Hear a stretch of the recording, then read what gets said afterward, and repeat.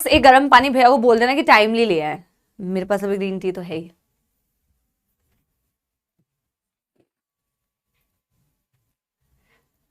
अगर मैं रुक गई जाना पाऊं,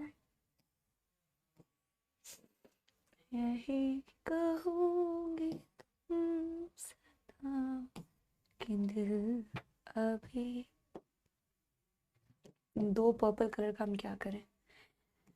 हेलो हेलो, नमस्कार नमस्कार नमस्कार, हाय एवरीबॉडी, हाय एवरीवन, नमस्ते नमस्ते नमस्ते, good evening good evening good evening, आप सबको good evening. How are you all बच्चा बाड़ी, all my support army, am I audible, am I visible, क्या आपको नजर आ रही हैं आपकी प्यारी प्यारी जग से न्यारी ma'am? Yes everybody, yes everybody, yes. कैसे हैं आप लोग, पढ़ाई कैसे चल रही है? यस। एक बच्चा कह रहा है मैम थोड़ा तेज गाना, क्यों जी, क्यों जी?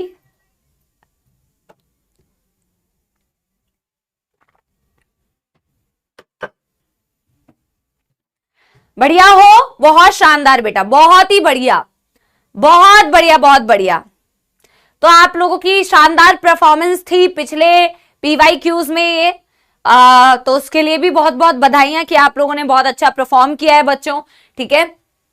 और आज हम बच्चों क्या करने वाले हैं, lecture number 2 biotechnology and principle and processes. जैसा कि मैंने कहा था कि हम इस यूनिट को पहले स्टार्ट कर रहे हैं क्योंकि इसका वेटेज ज्यादा है, ठीक है। पर हम सारी यूनिट्स कवर करेंगे, टाइमली कवर करेंगे, ठीक है। तो आप लोगों को बिल्कुल चिंतित होने की कोई बात नहीं है, ठीक है ना। और इसी पॉइंट के साथ में बच्चों हम स्टार्ट करते हैं। मैम क्या लिख रहे हो तुम, एक तो इतनी ज्यादा जल्दी चैट जाती है ना कि मैं पढ़ नहीं पाती हूँ। बैकलॉग कंप्लीट है, कॉमन कोल्ड, कॉमन कोल्ड अभी सबको हो रहा है, मेरे को भी कॉमन कोल्ड हो रहा है बेटा। कॉमन कोल्ड बहुत ही कॉमन है और वायरल वाला सीजन चल रहा है, तो वायरल बहुत ज्यादा हो रहा है। ऐसी झंझनाहट वाली आवाज होती है ना, झंझनाहट वाली। जूलॉजी तो अच्छा लगा, चलो बहुत अच्छी बात है, ठीक है। तो वैसा कुछ हो रहा है, पर आई होप कि तुम्हारी क्लास में आने के बाद तुम मेरी उस झंझनाहट को बेटा भनभनाहट में कन्वर्ट ना करो और बढ़िया तरीके से पढ़ाई करो, ठीक है। आज का टॉपिक बेटा, क्योंकि कल पिछले क्लास में हमने सिर्फ इंट्रोडक्शन ही दिया था बायोटेक्नोलॉजी का, कभी कभी अपनी बातों पे हंसी आती है, ठीक है। और फिर आज हमें थोड़ी सी हिस्ट्री पढ़नी है, history not history of biotechnology, ठीक है। थोड़ी सी बायोटेक्नोलॉजी की history, steps involve in biotech.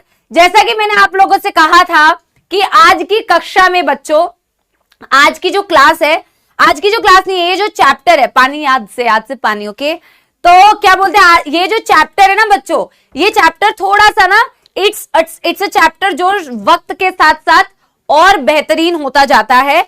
लेकिन वो वक्त के साथ साथ बेहतरीन होगा या वक्त के साथ साथ बेटा मौत आएगी, वो डिपेंड करेगा कि तुमने उस वक्त में क्या किया, जिस वक्त में मैं तुम्हें वो पढ़ा रही थी, ताकि वह आगे के वक्त के लिए तुम्हें काम आए। समझ आ रही है बच्चों बात? तो टाइम के साथ साथ बेटा तुम्हारा ये कॉन्सेप्ट और बिल्ट होता जाएगा।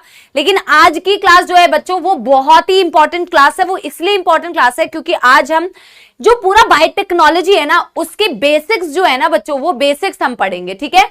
समझ में आ रही है बच्चों बात? यस। तो ये जो बेसिक्स है ये हम पढ़ेंगे ताकि आगे क्या बोलते हैं, आगे पूरा जो चैप्टर है वो तुम्हारे लिए बहुत आसान हो, ठीक है। यस। तो वक्त ने किया क्या हंसी सितम, बच्चे रहे ना बच्चे, सपोले बन गए हैं हम, ठीक है। चलिए जी स्टार्ट करते हैं बच्चों हम आज का सेशन।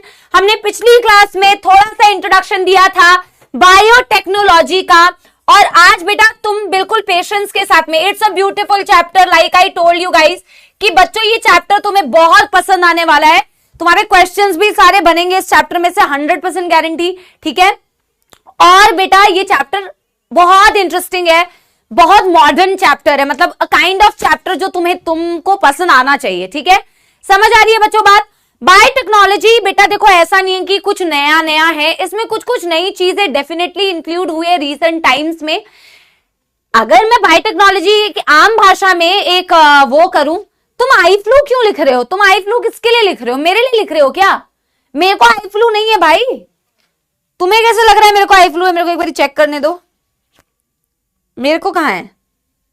मेरी आंखें तो नॉर्मल है यार, किसके लिए लिख रहे हो भाई? आई एम नॉर्मल, मेरे को सर्दी खांसी जुकाम है बस। तो देखो पुराने टाइम पे भी बेटा क्या किया जाता था, हम बायोटेक किया जाता था। बायोटेक्नोलॉजी का मतलब ही था, बायो मतलब लिविंग, ठीक है, एंड टेक्नोलॉजी का मतलब था techniques. So techniques of using living organisms. Homework मैंने क्या दिया था? मुझे अल्कोहल वाला रीडिंग। अच्छा वो प्रिवेंशन, बेटा वो तुमने किया होगा ना, फिर वो होमवर्क क्यों याद दिला रहे हो? तो टेक्निक्स ऑफ बेटा यूजिंग लिविंग ऑर्गेनिजम्स, उसे आप बोलते हैं बायोटेक्नोलॉजी। तो पहले भी यूज करते थे, डोसा बना लिया, इडली बना लिया, ब्रेड बना लिया, वाइन बना लिया, इन सब के लिए लिविंग ऑर्गेनिजम्स का यूज आप करते थे पहले के टाइम पे भी। तो ये पुराने टाइम पे भी बायोटेक्नोलॉजी करते थे। हाँ, पुराने टाइम पे इतनी चीजें अवेलेबल नहीं थी जो आज के टाइम पे अवेलेबल है, जिसकी मदद से आप और बेहतरीन तरीके से चीजें कर पाते हैं। आज के टाइम पे इंसुलिन चाहिए लोगों को, आप इंसुलिन बना रहे हैं। किसी को एम्फाइसीमा हो गया, उसकी ट्रीटमेंट के लिए कुछ चाहिए, आप वो बनाए जा रहे हैं। कोई बीमारी आ गई, आपको वैक्सीन बनाना है तो आप वैक्सीन बना रहे हैं। अच्छा, ब्लड का जो दिया था, हाँ, तो ब्लड वाला हम कल डिस्कस करेंगे, ठीक है? अच्छा, मेरी बात सुनो, ठीक है? ब्लड वाला जो दिया था वो हम कल डिस्कस करेंगे। अच्छा मेरी बात सुनो आगे, मैं क्या बोल रही हूं, हमने पुराने टाइम पे भी लिविंग ऑर्गेनिजम्स को यूज करके ये सारी चीजें बनाई और फिर बेहतरीन होती गई टेक्निक्स। हमारे पास काफी ऐसी चीजें आई बेटा जो मैं आज डिस्कस करूंगी, जिसकी वजह से ना आज के टाइम पे हम एक वर्ड यूज करते हैं, तुमने सुना होगा क्या? Genetic engineering. सुना है ये वर्ड? बायो वाले स्टूडेंट को इंजीनियरिंग वर्ड सुन के मजा तो आता है, ठीक है? तो जेनेटिक इंजीनियरिंग हम करते हैं। ये क्या होता है जेनेटिक इंजीनियरिंग, वो मैं आपको आगे अभी समझाऊंगी, ठीक है? जिसमें कि बहुत सारे हम किसी का जीन उठा रहे हैं, किसी और का जीन उठा रहे हैं, जोड़ रहे हैं, जोड़ रहे हैं, घटा रहे हैं, जोड़ रहे हैं, घटा रहे हैं करके नया कुछ बना रहे हैं बेसिकली। तो आज के डेट पे इन विट्रो फर्टिलाइजेशन करते हैं, जीन थेरेपी करते हैं, बच्चों वैक्सीन बनाते हैं। ये मॉडर्न डे के बायोटेक्नोलॉजी में आता है। ये हमने मॉडर्न और ओल्ड बायोटेक्नोलॉजी दोनों चीजें कर ली थी, ठीक है? अब बेटा देखो एक चीज है ना, जैसे वर्ल्ड हेल्थ ऑर्गेनाइजेशन अपनी डेफिनेशन नहीं देता है कि हम हेल्थ को ऐसे डिफाइन करते हैं, अगर कोई रिप्रोडक्टिवली हेल्दी है तो उसको ऐसे डिफाइन किया जा सकता है। एग्जैक्टली वैसे ही बेटा एनसीईआरटी में ना इन दोनों डेफिनेशंस के अलावा अगर तुम फर्स्ट पैराग्राफ एनसीईआरटी का खोल के देखोगे तो एनसीईआरटी में यूरोपियन फेडरेशन ऑफ बायोटेक्नोलॉजी ने जो बायोटेक्नोलॉजी की डेफिनेशन दी थी उसको डिफाइन किया हुआ। तो उसमें कोई रॉकेट साइंस नहीं है बच्चों, उसमें कोई रॉकेट साइंस नहीं है। उन्होंने ओल्ड बायोटेक्नोलॉजी को मद्देनजर रखते हुए और नई टेक्निक से बेटा जो बायोटेक्नोलॉजी कर रहे हैं उसको मद्देनजर रखते हुए दोनों का अमलगम दिया है, दोनों का मिश्रण दिया है कि जिसमें पुरानी बातें नई बातों का एक मिश्रण, यार एक नई सी डेफिनेशन देते हैं। पर उस नई डेफिनेशन का कोई अलग मतलब नहीं है बेटा, उस नई डेफिनेशन का बेटा यही मतलब है, वो नई डेफिनेशन का भी मतलब ही ये है। अल्टीमेटली हमें यही करना है बेटा, technique of using living organisms. इन्हीं सब चीजों का अमलगम है, इन्हीं सब चीजों का मिश्रण है। पर आपको यूरोपियन फेडरेशन ऑफ बायोटेक्नोलॉजी ने जो एग्जैक्ट डेफिनेशन दी है बायोटेक्नोलॉजी के, उसे वर्ड टू वर्ड याद रखना है, क्योंकि बेटा उसने क्या बोला है वो आपको पता होना चाहिए। आपके बोर्ड में भी अगर आएगा ना तो आपसे स्पेसिफिकली ऐसे पूछेंगे कि right the definition given by European federation of biotechnology for biotechnology. उन्होंने जो स्पेसिफिकली दिया है, तो ये आपके 1 या 2 मार्क के क्वेश्चन में थ्योरी सब्जेक्टिव में भी बन सकता है। तो एज इट इज बेटा हम क्या करते हैं, अब यूरोपियन फेडरेशन ऑफ बायोटेक्नोलॉजी ने जो डेफिनेशन दी है ना हम वो करते हैं, ठीक है? चलिए हम वो करते हैं। तो मेरे पास ना देखो मैं मैं नहीं लिख रही हूं, पर आप अपने नोटबुक में नोट कीजिए, यहां से लेके यहां तक, यहां से लेके यहां तक, देखो यहां से लेके यहां तक, ठीक है?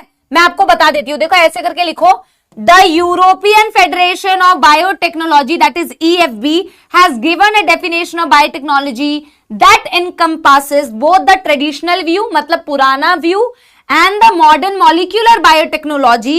और डेफिनेशन लिखा हुआ है ये, मैं आपको डेफिनेशन अभी समझा रही हूं। मैं आपको इनकी अंग्रेजी, जो इन्होंने डिफिकल्ट सी एक अंग्रेजी लिखी हुई है, इसका सरल भाषा मैं आपको अभी समझाऊंगी बच्चों, लेकिन आप इसे नोट कर लो।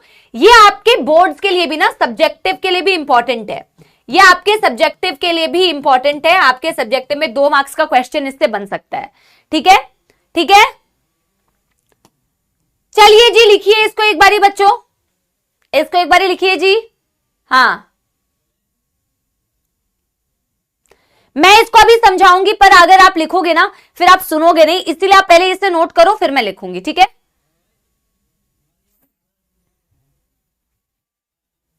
चल हाँ लिखना है, लिखना है। अभिजीत कुमार लिखना है बेटा, लिखना है।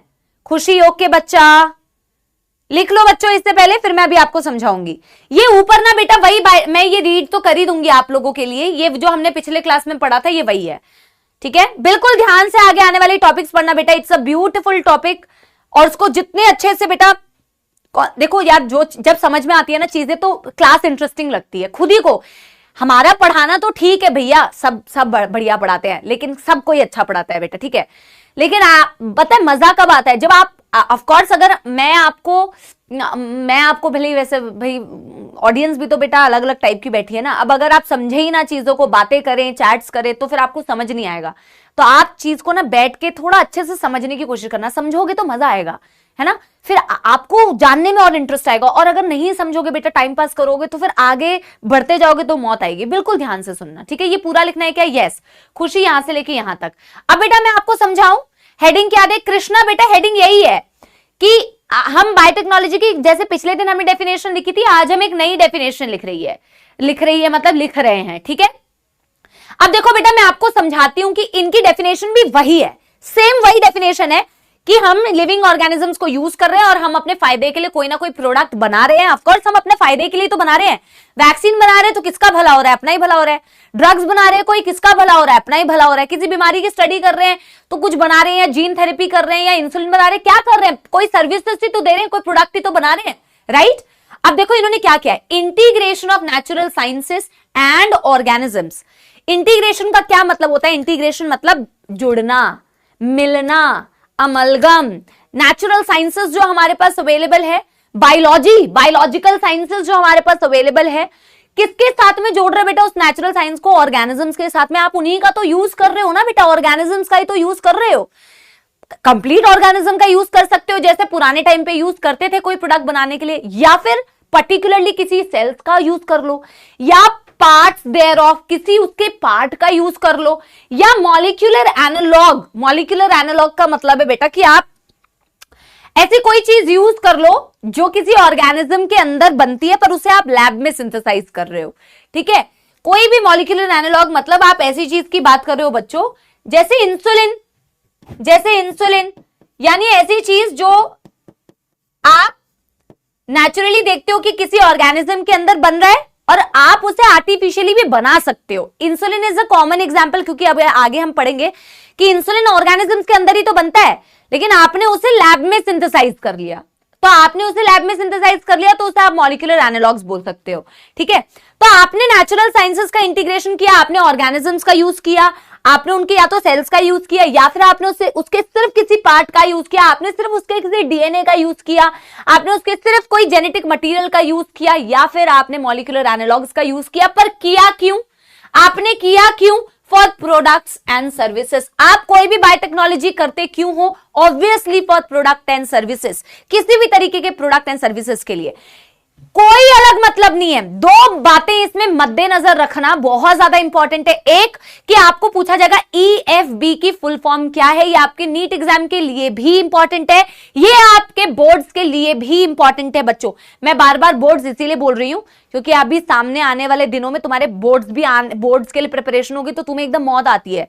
तो मैं पहले बात तो ये बता दूं बेटा, बोर्ड्स की तैयारी कोई अलग से नहीं होती है। जितना भी कुछ पढ़ रहे हो वही बोर्ड्स के लिए। जो बच्चा बेटा बोर्ड्स की तैयारी करता है ना, सिर्फ उसको नीट में मौत आ सकती है, लेकिन जो बच्चा नीट की तैयारी कर रहा है उसको कभी बोर्ड्स में मौत नहीं आनी चाहिए। सिर्फ एक चीज तुम्हें जरूरत होती है, वो है सब्जेक्टिव लिखने की आदत जो छूट गई है ना, वो प्रैक्टिस वापस से लाना, ठीक है। हालांकि मैं हमेशा कहती हूं बेटा कि जब तुम नीट की भी तैयारी करते हो, कोई चीज रिवाइज करते हो, तो लिख लिख के पढ़ा करो। जो बच्चा लिख लिख के नहीं पढ़ता है उसको चीजें कम रिटेन होती है। बेटा हम में से बहुत ही कम परसेंट बच्चे ऐसे होते हैं, लोग ऐसे होते हैं जिनको सिर्फ पढ़ने से चीजें याद हो जाती है। सिर्फ पढ़ने से बहुत कम लोगों को चीजें याद होती है। लिखने से ना बेटा हमें चीजें एकदम short term memory, long term memory में कन्वर्ट होती है। और उससे दो फायदे हैं, एक तो शॉर्ट टर्म लॉन्ग टर्म में कन्वर्ट हो रही है, प्लस तुम्हारे बोर्ड्स की भी प्रैक्टिस हो रही है, ठीक है। तो बोर्ड्स के लिए कोई अलग से कॉन्सेप्ट तुम्हें पता है, मौत तुम्हें आती है लिखने में बेटा, तो लिख लिख के प्रैक्टिस करो ना, अभी से लिख लिख के प्रैक्टिस करो। उसके लिए अलग से टाइम क्यों वेस्ट करना? समझ आ गई बच्चों बात? Yes everybody. आपने यूरोपियन फेडरेशन ऑफ बायोटेक्नोलॉजी की डेफिनेशन लिख दी ना। अब बेटा नेक्स्ट हम चलते हैं इस पे, ठीक है, नेक्स्ट हम चलते हैं इस पे। इसे अभी नोट मत करना, इसे अभी नोट, चलो नोट कर भी लो कोई बात नहीं, इसका डायग्राम अभी अभी अभी अभी सिर्फ तुम इतना बनाओ, अभी सिर्फ तुम इतना करो, ठीक है बेटा। देखो हमने दो चीजें लिख रखी है, हमने लिखा है प्रिंसिपल ऑफ बायोटेक्नोलॉजी, हमने लिखा है प्रिंसिपल ऑफ बायोटेक्नोलॉजी। हमने पूरे चैप्टर में क्या लिखा हुआ है, biotechnology principle and it's process. तो हमें प्रिंसिपल तो जानना ही है भैया, किस प्रिंसिपल पर बायोटेक्नोलॉजी बेस्ड है और उसका करने का प्रोसेस क्या है। ऑफ कोर्स ये तो सबसे चैप्टर का नाम ही कहता है कि प्रिंसिपल क्या है और प्रोसेस क्या है।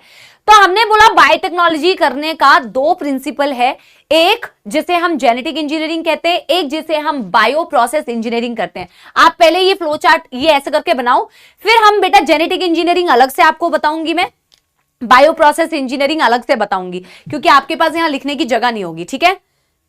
अब हमने बोला बायोटेक्नोलॉजी दो चीजों पर आधारित है, दो चीजों पर बेस्ड है, उसका जो प्रिंसिपल है वो दो चीजों पर बेस्ड है।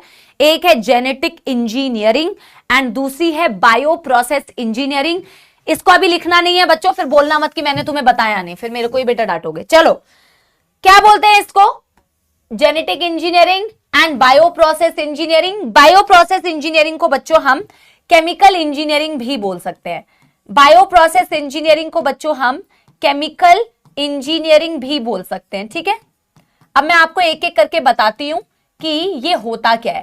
पर मेरे प्यारे प्यारे जग से न्यारे सपोलो, ये याद रखना कि जेनेटिक इंजीनियरिंग ही जो मैं अभी आपको समझाऊंगी यही पूरा चैप्टर है एक्चुअल में, यही पूरा चैप्टर है एक्चुअल में। अगर ये ना समझ में आए आप दोबारा पूछ सकते हैं, पर जस्ट बिकॉज मैं आपको फ्रीडम दे रही हूं कि आप दोबारा पूछ सकते हैं, इसका मतलब ये नहीं कि पहली बार में हम ध्यान से ना भी सुने तो चलेगा, मैम रिपीट करेंगी। मैम आपसे क्वेश्चंस पूछेंगी, उसके अकॉर्डिंग आप जो आंसर देंगे उसके अकॉर्डिंग बेटा मैं डिसाइड करूंगी मेरे को कितनी बार रिपीट करना है। तो ये पूरा चैप्टर का एक तरीके से ना यही चीज बार बार रिपीट होगी, यही चीज बार बार रिपीट होगी। तो इसको बहुत प्यार से ध्यान से सुनना, ठीक है। नॉर्मल बेटा नॉर्मल पोर्ट्रेट करो, अभी तो मैंने कुछ किया ही नहीं है, ठीक है, ठीक है। तो हम सबसे पहले ना जेनेटिक इंजीनियरिंग समझेंगे, क्योंकि जेनेटिक इंजीनियरिंग में क्या है, हमने जो ये चीज लिखी हुई है ना, पहले मैं आपको समझाती हूं। तो हम हेडिंग डालेंगे क्या, हेडिंग डालेंगे जेनेटिक इंजीनियरिंग। क्या हेडिंग डालो बच्चों, हेडिंग डालो जेनेटिक इंजीनियरिंग, हेडिंग डालो जेनेटिक इंजीनियरिंग। हम सबसे पहले जेनेटिक इंजीनियरिंग को समझेंगे कि करते क्या है, ये होता क्या है। ये जेनेटिक इंजीनियरिंग जो आपके बायोटेक्नोलॉजी का one of the most important principle है, इसमें करते क्या है। जैसे बोला ना कि इसमें construction of a recombinant DNA, gene transfer and gene cloning, ठीक है। तो पहले तो मैं ये लिख देती हूं, फिर मैं आपको स्टेप बाय स्टेप इसमें समझाऊंगी। तो इसमें क्या क्या होता है, इट इंक्लूड्स, बच्चों ऐसे नहीं लिखते हैं, ऐसे लिखते हैं, इट इंक्लूड्स, इसमें डायग्राम बनाऊंगी मैं ऑल्सो। बच्चों इस चैप्टर में ना, इस चैप्टर में जितने आप डायग्राम बना के चीजों को समझोगे ना उतना आपको बेस्ट समझ में आएगा, क्योंकि ना पता है क्या होता है, डीएनए तुम विजुअलाइज नहीं कर पाते। अब हार्ट है, हार्ट को तो हम बना के बता देते हैं, लंग्स है, लंग्स को बना के बताते हैं, किडनी है, किडनी का इंटरनल स्ट्रक्चर है, ब्रेन है, न्यूरॉन्स है, सब बना के समझते हैं तो बेटर समझ में आता है ना। वैसे हम इसमें एनसीईआरटी में बहुत डायग्राम्स नहीं दिए हुए हैं, लॉजिकल सी बात है, उन चैप्टर इन्होंने इतना बड़ा दिया है, उसमें उन्होंने डायग्राम कितनी बार डीएनए बना के दिखाएंगे, कम डायग्राम्स है, ऐसा नहीं है कि नहीं है, पर हम कोशिश करेंगे कि जहां हम डायग्राम बना के समझ सकते हैं हम डायग्राम बनाएंगे। बिकॉज बेटा उससे ना तुम बहुत बेटर तुम्हें कॉन्सेप्ट समझ में आएगा। जब तुम देखोगे कि कहां से कट कर रहे हैं, सिर्फ वर्बली बोलने से और लिखने से कम समझ में आता है, इसमें भी हम डायग्राम बना के समझेंगे। एनसीईआरटी में नहीं दिया तो ये मत बोलना कि मैम ये एक्स्ट्रा है, बिल्कुल एक्स्ट्रा नहीं है बेटा, एनसीईआरटी की एक्सप्लेनेशन है, बस डायग्राम में एक्सप्लेनेशन है, ठीक है। तो इसमें बेटा हम क्या इंक्लूड करते हैं, we include construction of rDNA, construction of rDNA. बेटा आरडीएनए का मतलब होता है रिकॉम्बिनेंट डीएनए, आरडीएनए का मतलब होता है रिकॉम्बिनेंट डीएनए। बेटा रिकॉम्बिनेंट वर्ड तो तुमने इन जनरल भी सुना होगा ना, क्या होता है रिकॉम्बिनेंट का मतलब, रिकॉम्बिनेंट का मतलब क्या होता है, क्योंकि ये तुमने इन जनरल सुना होगा। दूसरा है जीन ट्रांसफर, तीसरा है जीन क्लोनिंग।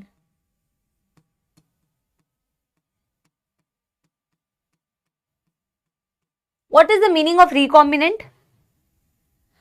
मतलब क्या मैं, अच्छा न्यू कॉम्बिनेशन, बिल्कुल अर्नव का एक आंसर आया, निदा एंड बहुत सारे बच्चे आंसर दे रहे हैं। वैसे तो मिक्सिंग, क्या मैं कह सकती हूं कुछ नया या कुछ मिक्स, कुछ मिक्सिंग। आप लोग तो एक बहुत जेनेटिक्स के टर्म वैसे तो यूज कर रहे हैं, which is of course which is correct, non parental या जो भी आप बोल रहे हो।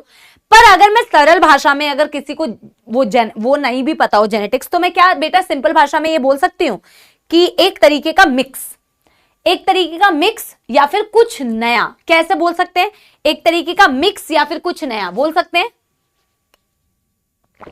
जिसके लिए आप हाइब्रिड वर्ड भी यूज करो, कह सकते हैं ना, कह सकते हैं ना। बिल्कुल ध्यान से बेटा समझना कॉन्सेप्ट को, ठीक है। हम कह रहे हैं कि हम जेनेटिक इंजीनियरिंग में एक रिकॉम्बिनेंट डीएनए कंस्ट्रक्ट कर रहे हैं, फिर उसको ट्रांसफर कर रहे हैं और फिर उसकी क्लोनिंग कर रहे हैं। अब मैं आपको समझाती हूं construction of a recombinant DNA. तो देखो डायग्राम में देखना बेटा, ठीक है। रिकॉम्बिनेंट डीएनए का मतलब है आप बोल रहे हो कि मैम कुछ नया बनाना, कुछ मिक्स करके बनाना, ठीक है। हम मिक्स करके क्यों बना रहे हैं? हम मिक्स करके क्यों बना रहे हैं? क्योंकि सपोज बेटा कि कोई प्लांट था, ठीक है, बोल रही हूं, कोई प्लांट था, ठीक है। उस प्लांट में समझो बेटा कि कोई एक जीन थी जो मुझे बहुत मस्त लगी, ठीक है, बहुत बेहतरीन लगी, और मैं उसको यूज करके, और एक दूसरे प्लांट में भी कोई एक बहुत मस्त चीज थी, ठीक है, उसके डीएनए में भी कोई बहुत बेहतरीन चीज थी, और मैं कुछ मिक्स करके कुछ नया बनाना चाहती हूं, ठीक है। तो मैं क्या करूंगी कि इसमें से ये जीन उठाया, इसमें से ये जीन उठाया, दोनों को मिक्स कर दिया, एक नया कुछ बनाया, ठीक है, एक हाइब्रिड कुछ बनाया। इस तरीके से जब कुछ दो डीएनए या दो अलग अलग चीजों की मिक्सिंग करते हैं ना बच्चों, इसे बोला जाता है recombinant banana.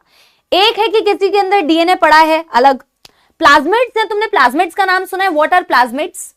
What are plasmids? Have you heard of plasmids? Extra chromosomal circular DNA आपने पढ़ा है, प्लाज्मिड्स ई कोलाई में है ना। जो उनकी नॉन क्रोमोसोमल डीएनए होता है उनका प्लाज्मिड्स बोलते हैं, आपने सुना होगा। बैक्टीरियल प्लाज्मिड्स, यस यस, सुना है ना, वो भी तो एक डीएनए है, वो भी तो एक डीएनए। अब बिल्कुल आराम से एक्स्ट्रा क्रोमोसोमल, हाँ सबने सुना है। अब देखो बेटा मैंने क्या किया ना, मैं आपको बिल्कुल सरल भाषा में समझा रही हूं, बनाना है, सब कुछ बनाना है, ठीक है। सपोज इसको किया कैसे जाता है बेटा मैंने क्या कहा था, ये बेसिक्स बता रही हूं ना, धीरे धीरे बिल्ट होता रहेगा ये टॉपिक, ठीक है। तो मैं क्या कर रही हूं, मैं सबसे पहले एक रिकॉम्बिनेंट बना के तुम्हें दिखा रही हूं कि यार मैंने कहीं से कोई डीएनए था, कोई भी डीएनए था, डीएनए नंबर 1 मैं इसे नाम देती हूं तुम्हें समझाने के लिए, डीएनए नंबर 1, इसको मैंने उठाया, किसी का भी डीएनए, किसी प्लांट का हो सकता है, बैक्टीरिया का हो सकता है, फंगस का हो सकता है, कुछ भी हो सकता है, ठीक है। इसको करने का पूरा प्रोसेस क्या होता है, इसी को तो पूरे चैप्टर में हम पढ़ेंगे। मैं इस डीएनए के इस पार्ट को हाईलाइट कर रही हूं क्योंकि मुझे इस पार्ट को, मेरे को इस पार्ट से काम है, ठीक है। ये किसी का भी डीएनए, फॉर एग्जाम्पल किसी का भी प्लांट का डीएनए, फॉर एग्जाम्पल रैंडम है, बहुत रैंडम है, ठीक है। और सपोज मैंने किसी के भी बैक्टीरिया का प्लाज्मिड उठा लिया, यहां ये प्लाज्मिड उठा लिया, समझ में आ रही है बात? पहले मेरे को बताओ कि यहां तक किसी को मौत आ रही है? मैं बिल्कुल स्लो चलूंगी क्योंकि बेटा यही है जहां से आपका बेस बनना है। प्लाज्मिड भी एक तरीके का मैं कह सकती हूं डीएनए फॉर एग्जाम्पल, ठीक है, ठीक है। अब बेटा मेरे को देखो, अब मेरे को क्या करना है, मेरे को रिकॉम्बिनेंट बनाना है। मेरे को ना इसके डीएनए के साथ में इसके डीएनए को जोड़ना है। मेरे को क्या करना है, इसके डीएनए के साथ में इसके डीएनए को जोड़ना है, ठीक है। मेरे को रिकॉम्बिनेंट बनाना है, लेकिन बेटा मेरे को ना ही इस पूरे डीएनए से मतलब है और ऑफ कोर्स ना ही मुझे इस पूरे डीएनए से मतलब है, ठीक है। मेरे को क्या चाहिए, सिर्फ इस प्लांट का, मैंने जहां से भी ये डीएनए निकाला है, मेरे को सिर्फ ये जो हाईलाइटेड पार्ट है ना, सिर्फ इस पार्ट से मुझे काम है। तो मैं इसको कट करके निकाल सकती हूं। जैसे अगर मेरे पास धागा है, अगर मेरे पास धागा है, मेरे को धागा पूरा नहीं चाहिए भाई, मेरे को धागे का एक पार्ट चाहिए। अब तुम में से कोई नहीं बोलेगा कि ऐसा करके तोड़ लेंगे, मैम हाथ से तोड़ लेंगे, ठीक है तोड़ सकते हैं भाई, तुम तोड़ लोगे। ऐसा कोई धागा है जो हाथ से और मुंह से ऐसा करके नहीं टूटता है, तो किससे तोड़ोगे? कैंची लोगे ना, कैंची से काटोगे ना। यस एवरीबॉडी, कैंची से काट के धागे का वो पार्ट तुम ले लोगे। वैसे ही बेटा अब तुम बेटा साइंस में, जेनेटिक इंजीनियरिंग में कैंची तो नहीं लेके जाओगे ना कि आओ डीएनए को भी कैंची से काट देता हूं। डीएनए में क्या होता है यहां पे बेटा, ऑफ कोर्स मॉलिक्यूलर सिजर्स होते हैं।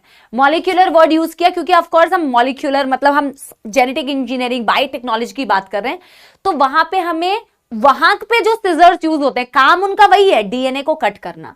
ठीक है, जिनके बारे में इस चैप्टर में एक पूरा बेहतरीन सा एक जबरदस्त टॉपिक दिया हुआ है जिससे बोलते हैं रिस्ट्रिक्शन एंजाइम्स। रिस्ट्रिक्शन एंजाइम्स, इनको रिस्ट्रिक्शन क्यों बोला जाता है, ये क्या होते हैं, कितने टाइप के होते हैं, सब पढ़ेंगे।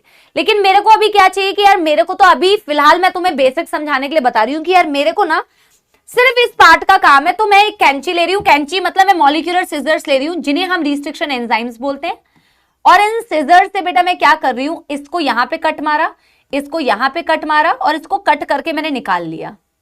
मैंने इसको cut and removed, cut the desired part. बेटा this whole chapter is based on this concept, desired part with molecular scissors. Molecular scissors क्या है? रिस्ट्रिक्शन एंजाइम्स हैं। क्या होते हैं पूरा कॉन्सेप्ट आगे पढ़ेंगे। रिस्ट्रिक्शन एंजाइम्स, मैंने इसको बेटा कट करके निकाल लिया। एक बार ही देखना बेटा, ये समझ में आ रहा है कि मैंने इसे कट करके निकाल लिया। यहां तक कोई दुखदर्द समस्या? पहले ये देखो, क्या यहां तक बेटा कोई दुखदर्द समस्या? यस एवरीबॉडी, यस एवरीबॉडी, यहां तक कोई दुखदर्द समस्या? मेरे को रिकॉम्बिनेंट बनाना है। मैंने तुम्हें रिकॉम्बिनेंट का एक सरल सा मतलब बताया कि कुछ मिक्स करना है मुझे, किसी का डीएनए किसी के डीएनए के साथ मिक्स करना है। ठीक है, कोई नया चीज बनाना है। रिकॉम्बिनेंट का मैंने तुम्हें ये मतलब बताया। अब मैं तुम्हें सिखा रही हूं कि रिकॉम्बिनेंट कैसे बना सकते हैं। बहुत सारे तरीके हैं पर मैं तुम्हें अपने एक तरीके से बता रही हूं, आगे हम बहुत तरीके पढ़ेंगे। ठीक है, तो मैंने रिकॉम्बिनेंट बनाने के लिए एक डीएनए नंबर 1 लिया और यहां पे मैंने डीएनए नंबर 2 लिया है। डीएनए नंबर 2 मैंने प्लाज्मिड लिया है। बेटा आपको पता है प्लाज्मिड लेने का भी एक रीजन होता है, अपने मन से प्लाज्मिड नहीं लेते हैं, जो कि आपको शायद 5वें 6वें लेक्चर में शायद समझ में आएगा कि हम प्लाज्मिड ही क्यों लेते हैं दूसरा। ठीक है, अब बेटा मेरे को एक बात बताओ, अगर मेरे को मिक्सिंग करने का है, मेरे को इस डीएनए को इससे चिपकाने का है, तो क्या बेटा आप मेरे को एक बात बताओ। थैंक यू अंकित, मेरे को एक बात बताओ, क्या प्लाज्मिड में बेटा जब तुम प्लाज्मिड के दिल में जगह क्रिएट ही नहीं करोगे तो बेटा ये कहां अपनी जगह को एडजस्ट करेगा? मेरे को आप बताओ। यस, प्लाज्मिड इज मैं लिख देती हूं, जिन बच्चों को प्लाज्मिड का आइडिया नहीं है, वैसे वेरी बैड, अगर आपको प्लाज्मिड का आइडिया नहीं है it's a very bad thing. आप नीट की तैयारी कर रहे हो, आपको प्लाज्मिड के बारे में नहीं पता है। एक्स्ट्रा क्रोमोसोमल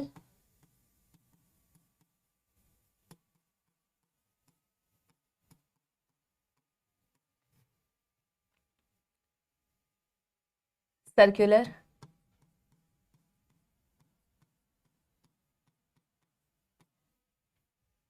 हाँ, तो क्या करना पड़ेगा बेटा? दीपांशु का सही आंसर आ रहा है। भैया तुम्हें इसको भी तो कट करना पड़ेगा कि नहीं? जब तक तुम बेटा यस बेटा तुम्हें इसमें बेटा क्या इसको कट करने पड़ेगा कि नहीं? यस एवरीबॉडी, कट करोगे ना? यस बेटा लाइसोजाइम कहां से कर रहे हो यहां पे, उसको तुम इंक्लूड कट करोगे कि नहीं बेटा? जब तुम इसमें कट करोगे ही नहीं तो इसमें जगह कैसे क्रिएट करोगे? तुम इसको भी कट करोगे बेटा, यहां पे भी कैंची चलाओगे अपनी। कट किया, कट करके इसके इस टुकड़े को हटा दोगे जिस टुकड़े में ये फिट होगा। समझो तुम्हें यही डिजायर्ड जीन था, डिजायर्ड लिखा हुआ है ना मैंने, समझो तुम्हें इसी को किसी से जोड़ना था, तुम्हें इसी डिजायर्ड जीन को किसी से जोड़ना था। इसमें बड़ी अच्छी क्वालिटी थी, ठीक है, इसमें बहुत अच्छी क्वालिटी के जीन्स थे, तुम्हें इसी से काम था, तुम्हें इसी को किसी से जोड़ना है। ठीक है, अब मैं आपको ना एक रीजन बताती हूं कि मैंने इसको प्लाज्मिड से ही क्यों जोड़ा। मैंने इसे प्लाज्मिड से ही क्यों जोड़ा, मैं अभी आपको बताती हूं मैंने प्लाज्मिड से ही क्यों जोड़ा। ठीक है, मैंने क्या किया बेटा, देखो प्लाज्मिड में भी कट लगाया।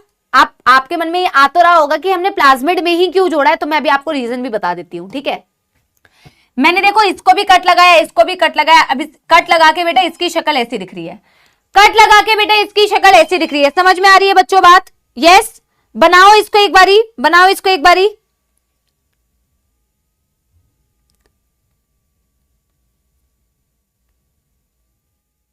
और बेटा एक चीज ना, मुझे एक मिनट टाइम देना।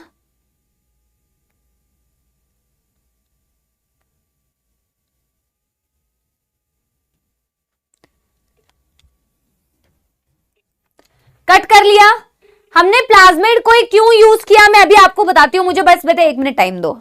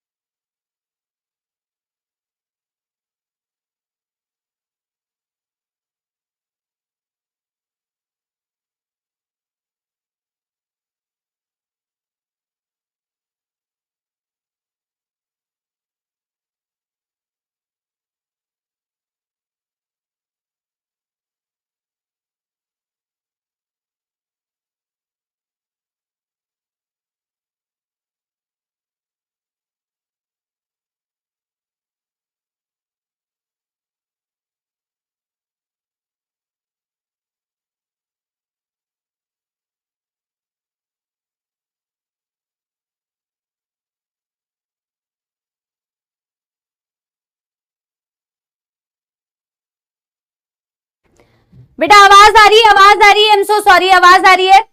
यस बेटा हमने क्या किया, हमने किसी भी बेटा XYZ सोर्स से, किसी भी प्लांट से, किसी भी बैक्टीरिया से या किसी भी फंगस से, किसी भी XYZ में से बेटा कोई जीन बेटा हमने निकाली जो हमारी डिजायर्ड जीन थी, जो मेरे काम की जीन थी, जो मेरे फायदे की जीन थी, उसको मेरे को अगर उसमें से देखो, उसमें तो बहुत सारा डीएनए ना बेटा, इसको भी पूरा प्रोसेस होता है कि कैसे निकाला जाता है। मैंने इसमें से बेटा क्या किया, डीएनए के पीस को कट करके निकाला। गुड गुड, ठीक है, मैंने कट करके निकाला। कट करने के लिए मैंने मॉलिक्यूलर सीजर्स यूज किए, हमारी नॉर्मल वाली कैंची यूज नहीं की। मैंने उसको कट करके निकाल लिया। आपके मन में एक सवाल आएगा कि मैम इसे हम जिसके साथ जोड़ रहे हैं वो हम प्लाज्मिड को ही क्यों यूज कर रहे हैं? प्लाज्मिड आप पढ़ते हैं एक्स्ट्रा क्रोमोसोमल सर्कुलर डीएनए, जो आपको यूजुअली जैसे आपने पढ़े भी होंगे, जिन बच्चों ने नहीं पढ़े अब मैं उनके बारे में तो क्या ही बोल सकती हूं, लेकिन प्लाज्मिड्स को ही बेटा हम क्यों यूज करते हैं? किसी भी डिजायर्ड जीन को जोड़ने के लिए। इसके देखो मोस्ट कॉमनली हम प्लाज्मिड्स यूज करते हैं, हमेशा प्लाज्मिड यूज करते हैं नहीं, पर अभी तो हम चैप्टर शुरू कर रहे हैं ना, तो सबसे आसान चीज से मैं आपकी शुरुआत कर रही हूं, ठीक है। प्लाज्मिड्स के साथ में जोड़ने का एक कारण है बेटा, देखो अगर मैंने इस जीन को, कहां गया, मैं तो एकदम से डर गई कि कहां गया। हाँ, प्लाज्मिड के साथ में बेटा जोड़ने, अपने आप से कैसे चेंज हो गया था, ये फिर से अपने आप से कैसे चेंज हो रहा है? प्लाज्मिड के साथ बेटा जोड़ने का ना इसका एक कारण है। देखो अगर मैं डिजायर्ड जीन को उठाऊं और डिजायर्ड जीन को उठा के बेटा मैं क्या करूं, जीन ट्रांसफर, मैं क्या करूं बेटा, जीन ट्रांसफर कर दूं। किसके अंदर ट्रांसफर? सपोज किसी के अंदर भी मैं ट्रांसफर कर रही हूं, सपोज ये कोई ई कोलाई है बच्चों, सपोज ये कोई ई कोलाई है, ठीक है, मैं इसको उठा के बेटा इसके अंदर ट्रांसफर कर दूं सीधे, मैं किसी के साथ नहीं जोड़ रही हूं बेटा, मैं किसी के साथ भी इसे नहीं जोड़ रही हूं, ठीक है, मैं इसको सीधे ट्रांसफर कर देती हूं, जो सेकेंड स्टेप है जेनेटिक इंजीनियरिंग का। अगर मैं इसे सीधे ट्रांसफर कर दूं तो तुम्हें क्या लगता है बेटा कि जिस डिजायर्ड जीन को उठाया मैंने, जिस डिजायर्ड जीन को उठाया मैंने और इकोलाई के अंदर सीधे ट्रांसफर कर दिया, क्या ये जीन तुम्हारी इकोलाई के अंदर रेप्लिकेट कर लेगी? क्या रेप्लिकेट के बाद ट्रांसक्राइब कर लेगी? क्या वो प्रोटीन भी बना लेगी? क्या ये जीन अकेली, जिसके पास शायद कोई ओरिजिन ऑफ रेप्लिकेशन भी नहीं है, क्या ये सीधे उठा के अगर मैं किसी के अंदर डाल दूं तो उस ऑर्गेनिज्म के अंदर या उस प्लांट के अंदर या उस किसी भी XYZ चीज के अंदर क्या वो बेटा रेप्लिकेट कर जाएगी? क्या वो ट्रांसक्राइब कर जाएगी? नहीं करेगी ना भाई। ओरिजिन ऑफ रेप्लिकेशन भी तो होना चाहिए, उसके अलावा बहुत सारी चीजें होनी चाहिए। ये चीज तो तुम्हें पता भी होगी बेटा, तुमने शायद थोड़ी बहुत शायद, या अभी मॉल बायो पढ़ना स्टार्ट करोगे तो तुम ये सारी कहानी पढ़ोगे भी, ओरिजिन ऑफ रेप्लिकेशन के बारे में भी पढ़ोगे। ठीक है बेटा, आप किसी भी जीन को उठा के ना डायरेक्टली किसी के अंदर डाल के रेप्लिकेट नहीं करा सकते। कहां से करेगी भैया? इसको अगर रेप्लिकेट करना है तो ओरिजिन ऑफ रेप्लिकेशन चाहिए होता है। क्या आपने ओरिजिन ऑफ रेप्लिकेशन का थोड़ा बहुत नाम सुना है या नहीं सुना है? सुना तो होगा थोड़ा सा। ऐसे बेटा डायरेक्टली ऐसे तो फिर कोई भी जीन किसी के अंदर भी डाल दो तो वो रेप्लिकेट करना चालू कर जाए। इसका एक बहुत कॉमन एग्जाम्पल ये है कि तुम HIV की बात करो। बेटा HIV कैसे रेप्लिकेट करता है? एक बार HIV वाला प्रोसेस याद करो। HIV वाला प्रोसेस याद करो। HIV इतना बढ़िया तरीके से आपकी बॉडी में इंफेक्शन क्यों क्रिएट करता है? क्योंकि उसके पास एक बहुत गजब क्वालिटी है। क्या क्वालिटी है? जब वो अपना जेनेटिक मटेरियल इंसर्ट भी करता है ना बेटा, तो वो पहले तो उससे पहले ऑफकोर्स RNA से DNA बनाता है, फिर DNA को जाके अपने DNA के साथ जोड़ देता है। अपने DNA के साथ जब जोड़ता है तो अपने DNA के पास तो सारा कुछ है, ओरिजिन ऑफ रेप्लिकेशन है, जो भी चीजें चाहिए वो सारी चीजें है। जब वो अपने DNA से जुड़ जाएगा बेटा, अपने DNA के साथ इंटीग्रेट हो जाएगा, तो जैसे जैसा मेरा DNA करेगा वैसा वैसा वो करता रहेगा। समझ में आ रही है बच्चों बात? तो उसको तो कोई दुख दर्द समस्या है ही नहीं, उसको तो कोई दुख दर्द समस्या है ही नहीं। मेरी बात समझ रहे हो? वो तो जाके बेटा जुड़ जाता है DNA के साथ, और अपने DNA के पास जब सारी चीजें है ही तो उसको इंडिपेंडेंट तरीके से रेप्लिकेट करने की आवश्यकता ही नहीं है। लेकिन यहां पे अगर मैं इस छोटे से टुकड़े को उठा के किसी भी प्लांट के अंदर डाल दूं या किसी भी चीज के अंदर ट्रांसफर कर दूं और मैं ये एक्सपेक्ट करूं कि भाई वो किसी भी के अंदर डाल दूं अगर मैं इस पार्ट को, तो उसके अंदर जाके मजे से रेप्लिकेट कर भी लेगा। रेप्लिकेट करने के बाद RNA भी बना लेगा, मतलब ट्रांसक्राइब भी कर लेगा, और ट्रांसक्राइब करने के बाद प्रोटीन भी बना लेगा। तो ये हमारी बहुत बड़ी भूल होगी। मेरी बात समझ पा रहे हो? यस यस एवरीबॉडी, समझ पा रहे हो? यस एवरीबॉडी, ठीक है ना? अब इसको और बेहतरीन तरीके से समझाओ बेटा। इसीलिए हम पहली बात तो किसका यूज करते हैं? हम प्लाज्मिड का यूज करते हैं, जिसके पास ना ओरिजिन ऑफ रेप्लिकेशन होता है। लेकिन बेटा सिर्फ इस कारण से यूज नहीं करते, और भी कारण है, मैं आपको अभी बता रही हूं। ठीक है, अब मैं अगर बोलूं सपोज बेटा मेरे को एक X जगह से Y जगह जाना है, इस डिजायर्ड जीन को भी इस X जगह से उठ के Y जगह पे जाना है, किसी के अंदर जाना है, तो बेटा इसको जाने के लिए गाड़ी की जरूरत पड़ती है, एक व्हीकल की जरूरत पड़ती है। जैसे कि तुम एक व्हीकल के बारे में ना उसमें पढ़ चुके हो, डिजीज वाले चैप्टर में पढ़ चुके हो कि जब मलेरिया होता है तो मलेरिया में प्लाज्मोडियम अगर एक इन्फेक्टेड इंसान से हेल्दी इंसान के अंदर तुम्हें ट्रांसफर करना है तो तुम एक व्हीकल का यूज कर रहे हो, एक गाड़ी का यूज कर रहे हो। गाड़ी मतलब क्या है? मच्छर एक गाड़ी है, उसमें एनोफिलीज एक गाड़ी है। एनोफिलीज क्या कर रही है? एक इन्फेक्टेड इंसान से हेल्दी इंसान में उसको उठा के लेके जा रही है, उठा के लेके जाने में मदद कर रही है। मेरी बात समझ पा रहे हो? यस। जैसे अगर मेरे को एक जगह से दूसरी जगह जाना है, मेरे को पैदल नहीं जाना है, मेरे पैर में चोट लगी है, तो मैं या तो किसी की बाइक पे बैठ के चली जाऊं या तो मैं गाड़ी में चली जाऊं। ठीक है, XYZ किसी भी मीडियम के थ्रू में जा रही हूं, इसे बोलते हैं वेक्टर। यहां पे बायोटेक्नोलॉजी में वेक्टर्स बहुत बहुत बहुत कॉमनली यूज होंगे। वेक्टर के बहुत सारे फायदे होते हैं बेटा। एक फायदा तो ये कि वो भैया तुम्हारे जीन को एक जगह से दूसरी जगह उठा के ट्रांसफर करने में हेल्प करता है। ठीक है, जीन ट्रांसफर में हेल्प करता है। ठीक है, और दूसरा फायदा क्या है बच्चों? दूसरा नहीं, बहुत सारे फायदे हैं, करोड़ों फायदे। करोड़ों तो मैं तुम्हें नहीं पढ़ाऊंगी, पर 5-6 फायदे मैं तुम्हें पढ़ाऊंगी जो तुम्हारे NCERT में गिवन है कि हमें वेक्टर का यूज करना पड़ता है भैया। ठीक है, मेरी बात समझ रहे हो? जिसकी बहुत सारी क्वालिटी होनी चाहिए। जैसे अगर मैं बोलूं एक नीट में बच्चा सिलेक्ट होता है, उसकी क्या गुड क्वालिटीज होनी चाहिए? डिसिप्लिन होना चाहिए, रेगुलर क्लास अटेंड करना चाहिए, क्लास में उसको मौत नहीं आनी चाहिए कि ब्रेक दे दो ब्रेक दे दो ब्रेक दे दो ब्रेक दे दो। ठीक है, रेगुलर स्टडीज करनी चाहिए, ये उसकी कुछ क्वालिटीज है। डेडिकेशन होना चाहिए जो उसको एक अच्छा कैंडिडेट बनाती है एक नीट एग्जाम को क्रैक करने के लिए। वैसे ही रैंडमली किसी को भी उठा के वेक्टर नहीं बना देते कि इसमें डाल देता हूं जिनको, फिर ये उठा के डाल देगा, नहीं। एक वेक्टर को वेक्टर कहलाने के लिए, एक वेक्टर को वेक्टर की कैटेगरी में क्वालिफाई करने के लिए उसमें भी बहुत सारी क्वालिटीज होनी चाहिए। तो ये एक बहुत अच्छा वेक्टर होता है। It is a very good vector, it is a very good vector. Reasons जो है बेटा वो मैं आगे आपको समझाऊंगी, अभी नहीं समझाऊंगी, अभी टू मच हो जाएगा आप लोगों के लिए, ठीक है। वेक्टर का मतलब होता है वेहिकल, जिसमें तुम अपना जीन, वेहिकल। और बेटा वेक्टर है तो वेक्टर भी तो डीएनए ही है, हाँ कि ना, हाँ कि ना। बिल्कुल पेशेंस के साथ बेटा, हमारे पास बहुत समय है, हमारे पास बहुत समय, आप समझिए आराम से। बेटा मेरे को एक बात बताओ, है तो ये वेक्टर, है तो ये गाड़ी, पर ऐसी ऐसी वाली गाड़ी थोड़ी है। क्या ये खुद भी तो डीएनए ही है ना भाई? डीएनए है या नहीं? डीएनए है या नहीं? यस एवरीवन, डीएनए है या नहीं? डीएनए तो है तो डीएनए ही ना, बस ये गाड़ी की तरह काम कर रही है। इसकी बहुत सारी क्वालिटीज है, इसके पास ओरिजिन ऑफ रेप्लिकेशन होता है। ये इसको कहती है अच्छा तेरे पास ओरिजिन ऑफ रेप्लिकेशन नहीं है तो तू कैसे करेगी रेप्लिकेट आगे जाके? तो कोई चिंता करने वाली बात नहीं है, मेरे पास ओरिजिन ऑफ रेप्लिकेशन है, तू मेरे साथ जुड़ जा, मैं तेरे को ओरिजिन ऑफ रेप्लिकेशन प्रोवाइड कर दूंगा। दूसरी बात प्लाज्मिड कहता है इससे कि भैया देख तू कैसे जाएगी बेचारी, तू कैसे ट्रांसफर होएगी किसी के अंदर, भाई तेरे को मदद चाहिए होगी, तो मैं एक काम करता हूं, मैं तेरे लिए ना वेक्टर का काम करता हूं, व्हीकल का काम करता हूं, तू मेरे साथ जुड़ जा, मैं तेरे लिए तेरे को ट्रांसफर करने में मदद करूंगा। ये मैं तो आपको दो क्वालिटीज बता रही हूं, बहुत सारी क्वालिटीज होती है। मेरी बात समझ गए? मेरी बात समझ गए? ठीक है, इसको वापस से जिस्ट बताऊं आपको। मेरे को जेनेटिक इंजीनियरिंग करनी है। Genetic engineering is the principle of biotechnology, number 1 principle of biotechnology.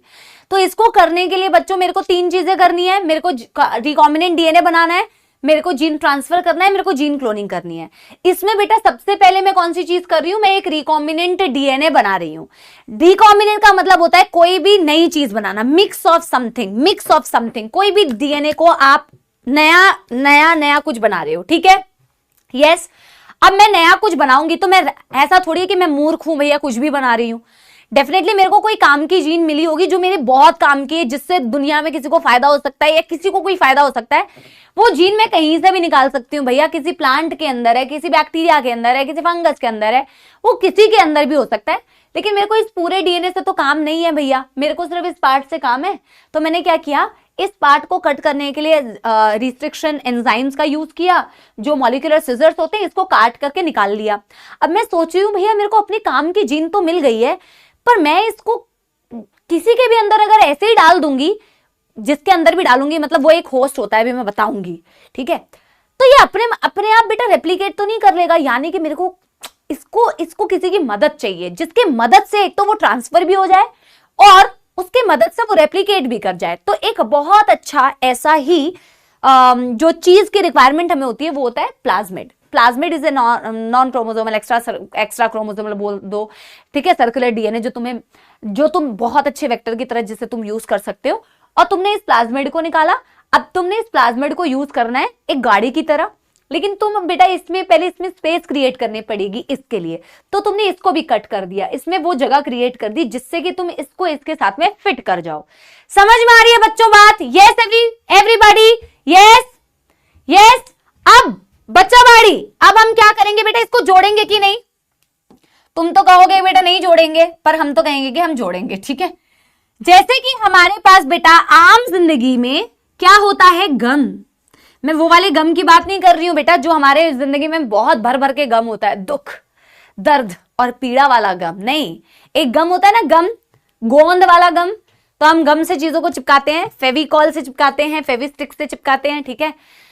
वैसे ही बेटा अब इसको तुम गम से तो नहीं चिपकाओगे, वैसे तुम कर सकते हो बेटा, जो स्पैमर से वो तो पढ़ते लिखते हैं नहीं बेटा, नलायक है सारे, वो तो गम से उठा के बेटा कुछ भी कर सकते हो, वो कुछ भी कर सकते हैं बेटा, ठीक है। लेकिन हम मॉलिक्यूलर गम का यूज करेंगे। जैसे हमने यहाँ पे मॉलिक्यूलर सिजर्स का यूज किया है, वैसे ही हम मॉलिक्यूलर गम का यूज करते हैं बच्चों, जिसे बोला जाता है लाइगेज। क्या बोला जाता है? लाइगेज। डीएनए लाइगेजेस, लाइगेज मतलब जोड़ना, रिस्ट्रिक्शन एंजाइम्स जो होते हैं मॉलिक्यूलर सिजर्स।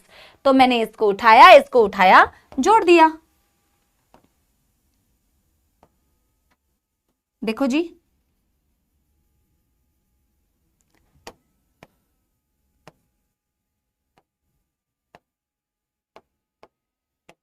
अब मेरे को पहले तो ये बताओ, क्या ये तुम्हें रिकॉम्बिनेंट दिख रहा है कि ये रिकॉम्बिनेंट बन चुका है?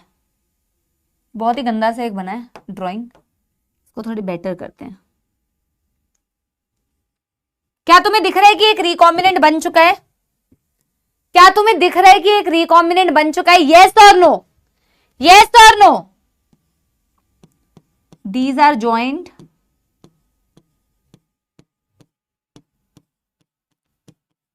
यूजिंग मॉलिक्यूलर ग्लू, जिसे हम बोलते हैं लाइगेज। क्या रिकॉम्बिनेंट कंस्ट्रक्ट हो चुका है? क्या रिकॉम्बिनेंट कंस्ट्रक्ट हो चुका है? यस एवरीबॉडी, यस एवरीबॉडी, बन गया ना रिकॉम्बिनेंट?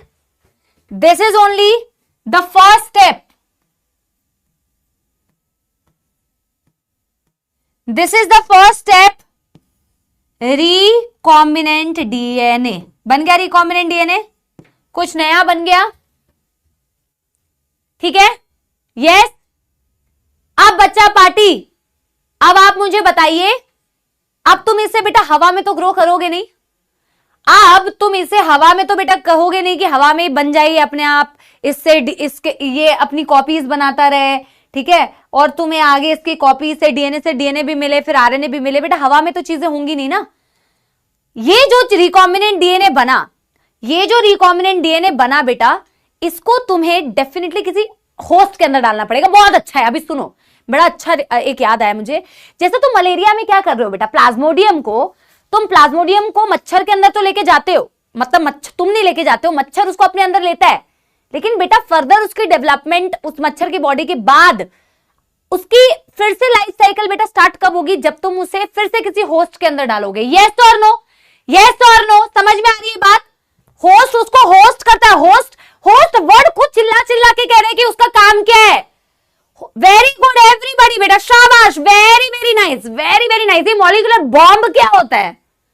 हाँ, होस्ट बेटा खुद चिल्ला चिल्ला के कह रहा है कि मेरे को होस्ट करने का है भैया, होस्ट मतलब वेलकम, होस्ट करना है मेरे को, अपने अंदर होस्ट करने का है। अब बेटा जैसे एक अच्छा वेक्टर होता है, वैसे अच्छे होस्ट की भी क्वालिटीज होती है।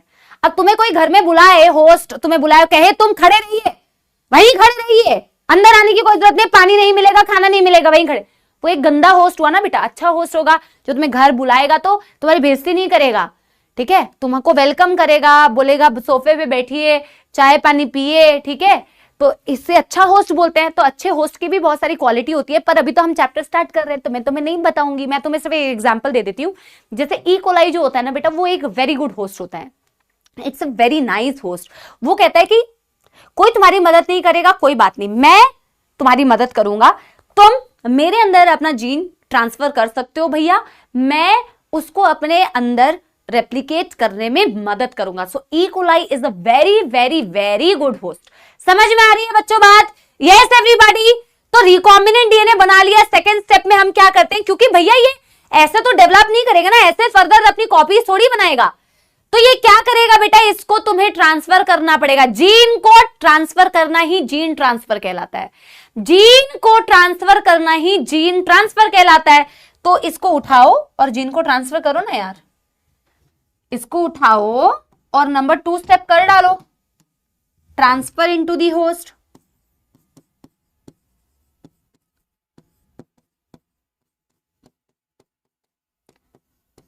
होस्ट कोई भी है, फॉर एग्जांपल यहां पे होस्ट में क्या ले रही हूं, ई कोलाई, बस दिखा दो एक डायग्राम में, ये एक ई कोलाई है, ठीक है, ई कोलाई के अंदर तुमने इसे ट्रांसफर कर दिया। पहले मेरे को बताओ कोई दुख दर्द समस्या? अब ये ट्रांसफर हो चुका है, कोई दुख दर्द समस्या? कोई दुख दर्द समस्या? Yes everybody, yes everybody. Ma'am वो अच्छा होस्ट नहीं है, हम उससे जबरदस्ती करवाते हैं, रियलिटी में वो बहुत दुखी है मैम। ध्रुव बेटा, तूने ई कोलाई का वो पॉडकास्ट लिया था क्या? उसको पूछा था तूने कि उसको दुख है या नहीं है? कोई है क्या यार? पानी भिजवा दो यार, वो पानी नहीं लेके आए। Yes everybody, yes everybody. क्या मेरे प्यारे प्यारे जग से न्यारे बच्चों को समझ में आ गया यहां तक? अब बेटा क्लोन का मतलब क्या होता है? क्लोन का मतलब होता है एक जैसी कॉपीज बनाना, अपनी कॉपीज बनाना इज तो क्लोन ना। एक तो बेटा ई कोलाई, जब जब ई कोलाई डिवाइड करेगा तब तक आपका जीन ऑफ इंटरेस्ट भी बेटा उनमें पहुंचेगा, और एक ई कोलाई के अंदर भी तो बेटा आपका जो ये डीएनए उसकी भी, वो भी तो अपनी, उसके अंदर भी तो अपनी कॉपीज बनाएगा। मेरी बात समझ रहे हो? एक तो ई कोलाई के अंदर आपने जो रिकॉम्बिनेंट भेजा है वो अपनी कॉपीज भी तो ई कोलाई के अंदर बनाएगा, प्लस ई कोलाई भी तो डिवाइड करेगा। तो बस क्लोन बनता जाएगा, बनता जाएगा, बनता जाएगा, बनता जाएगा, बनता जाएगा, बनता जाएगा, identical copies, gene cloning, gene cloning. ठीक है, लेकिन जितने सहज तरीके से मैंने तुम्हें ये अभी बताया ना इंट्रोडक्शन में, इतना सहज होता नहीं है। हर एक चीज को करने के लिए बेटा बहुत पापड़ बेलने पड़ते हैं। डीएनए कंस्ट्रक्शन, इसको, ये पहला स्टेप करने के लिए बेटा बहुत सारी टेक्निक यूज करनी पड़ती है। ये पूरे चैप्टर का लेकिन जिस्ट है, ये पूरे चैप्टर का जिस्ट है बेटा। ठीक है, लेकिन ये हर एक चीज को करने के लिए हमें कितने पापड़ बेलने पड़ते हैं और क्या क्या करना पड़ता है, यही तो पूरा चैप्टर हमें पढ़ना है। ठीक है, तो मैंने क्या किया बच्चों, अगले स्टेप में इसकी मल्टीपल, मेरे पास जगह नहीं है तो मैं अगला पेज कर रही हूं। ठीक है, आपने यहां तक कर लिया? क्या आपने यहां तक कर लिया? क्या मैं आगे बताऊं? क्या मैं अगले पेज पे चली जाऊं? यस एवरीबॉडी, क्या मैं अगले पेज पे चली जाऊं बच्चों? Yes yes everybody, done done done. अरे हार्ट अटैक क्या है बेटा? इसमें कौन सा हार्ट अटैक है? ये तो जिस्ट ही है ना, ऑफ कोर्स। ये तो तुम ये सोचो ना, ये तो अच्छी बात है कि पूरे चैप्टर में इसी की कहानी पढ़नी है, पूरे चैप्टर में इसी की कहानी पढ़नी है। ठीक है, तो अगला स्टेप में ना तुम ऐसे एरो डाल के लिख सकते हो, मेरे पास जगह नहीं है तो मैं अगले पेज में कर रही हूं। थर्ड स्टेप में हम क्या कर रहे हैं? Third, gene cloning. अभी मैं जो अगले टॉपिक के बाद जो अगला टॉपिक पढ़ाऊंगी वो भी सेम यही है, सेम ऐसी ही चीज है। तो तुम्हें अगर ये समझ में आ गया ना 50% भी, तो अगले वाला तो तुम्हें और बेटर तरीके से समझ में आएगा। मैं आपको बार बार बोल रही हूँ ना बेटा, ये पूरा जो चैप्टर है, थैंक यू भैया, ये पूरा जो चैप्टर है ये इसी कॉन्सेप्ट की रिपीटेशन है, बार बार इसी चैप्टर की रिपीटेशन है। ठीक है, तो जीन क्लोनिंग में बेटा देखो ना, ये ई कोलाई है, ये तुम्हारा होस्ट था प्यारा सा, एक तो इसके अंदर भी ये अपनी कॉपीज को मेंटेन करेगा, प्लस जब ये डिवाइड करेगा तो वहां पे भी आपको इसकी कॉपीज दिखेंगी। बस दिस इज जीन क्लोनिंग। अब मेरे को एक बात बताओ बेटा, बिना डायग्राम के क्या ये टॉपिक कभी समझ आ सकता है? आ तो सकता है अगर तुम बेटा एक्स्ट्रा ऑर्डिनरी कुछ बिल्कुल अलग ही लेवल के हो सकता है तुम्हें बिना डायग्राम के आ जाए। पर मेरे को लगता है कि यार डायग्राम बना दो ना, एनसीईआरटी ने 2 लाइन में खत्म कर दिया है। पर अगर आप बेटा चैप्टर की शुरुआत ना अच्छे से ना करो और बेसिक्स पढ़ के ना करो ना, तो फिर थोड़ी सी मौत आती है। क्या ही फर्क पड़ता है बेटा, थोड़ा डायग्राम बनाने में टाइम लगा तो कोई दिक्कत नहीं है, पर टॉपिक तो बेटर समझ में आया ना। तो कितना पेज तुम्हारा यूज हो रहा है, कितना डायग्राम बना रहा है, इससे कोई फर्क नहीं पड़ता है। ठीक है, लेकिन अगर आप कॉन्सेप्ट समझ पाते हैं डायग्राम से तो always go for diagrams. Medical college में जाओगे, डायग्राम्स, कितने डायग्राम्स बनाओगे यार, बिना डायग्राम के कैसे होगा? प्रैक्टिकल ही नहीं करोगे, ह्यूमन बॉडी का डिसेक्शन ही नहीं करोगे, तो फिर तुम्हें जो पढ़ रहे हो उसकी एप्लीकेशन कैसे करोगे? चाहे कितना भी ज्ञान ले लो, पर काटना तो पड़ेगा ना बेटा, सीखना तो तभी है जब तुम एक्चुअल में देखोगे और बनाओगे। समझ रहे हो? यस। तो ये बेटा मल्टीपल कॉपीज बन रही है। ठीक है, identical copies, identical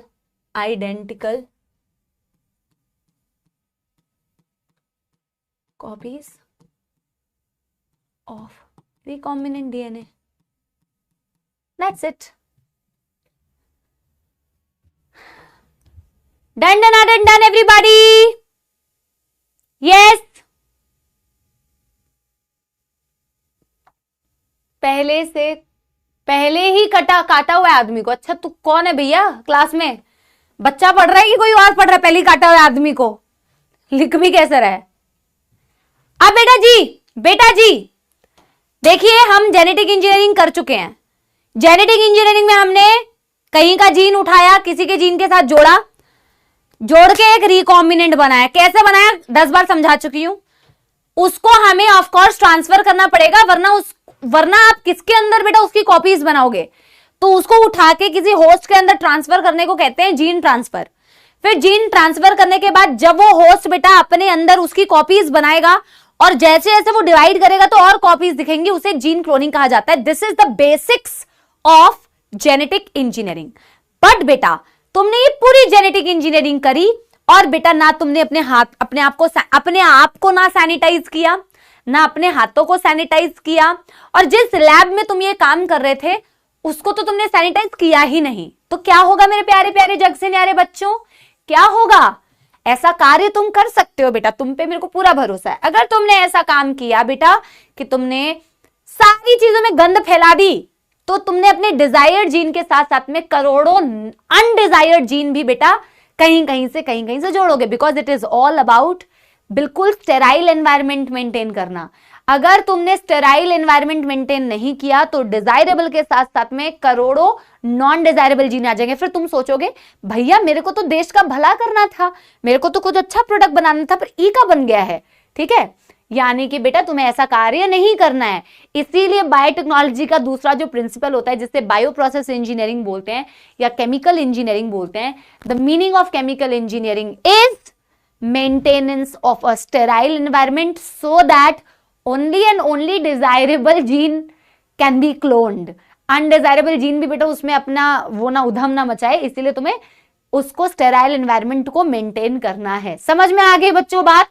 yes yes everybody, that is only chemical engineering. तो केमिकल इंजीनियरिंग में तो कुछ करना ही नहीं है। नंबर 2 जो था दैट वाज केमिकल इंजीनियरिंग। इसके बारे में एक शब्द लिख लीजिए बच्चों,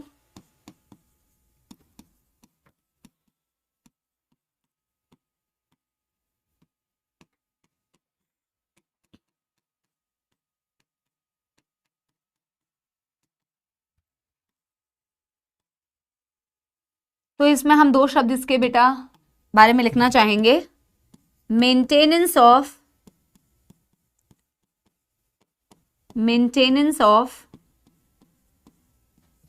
अ sterile environment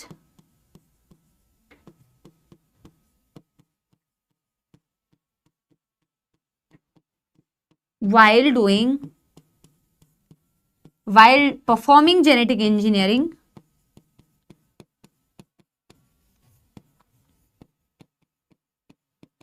while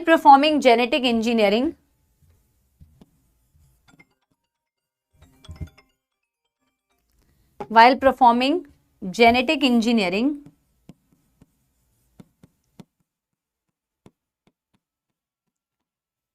is essential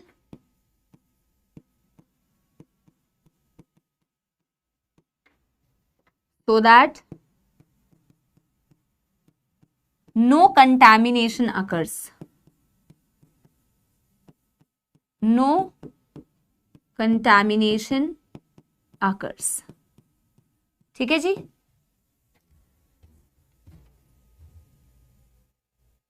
done done done कर लो। मैम आपकी क्लास में बातें करते हैं बच्चे बहुत, बेटा करने दो बात। जो बच्चा बात करेगा वही तो सिलेक्ट होगा ना बेटा, बात करने दो बेटा।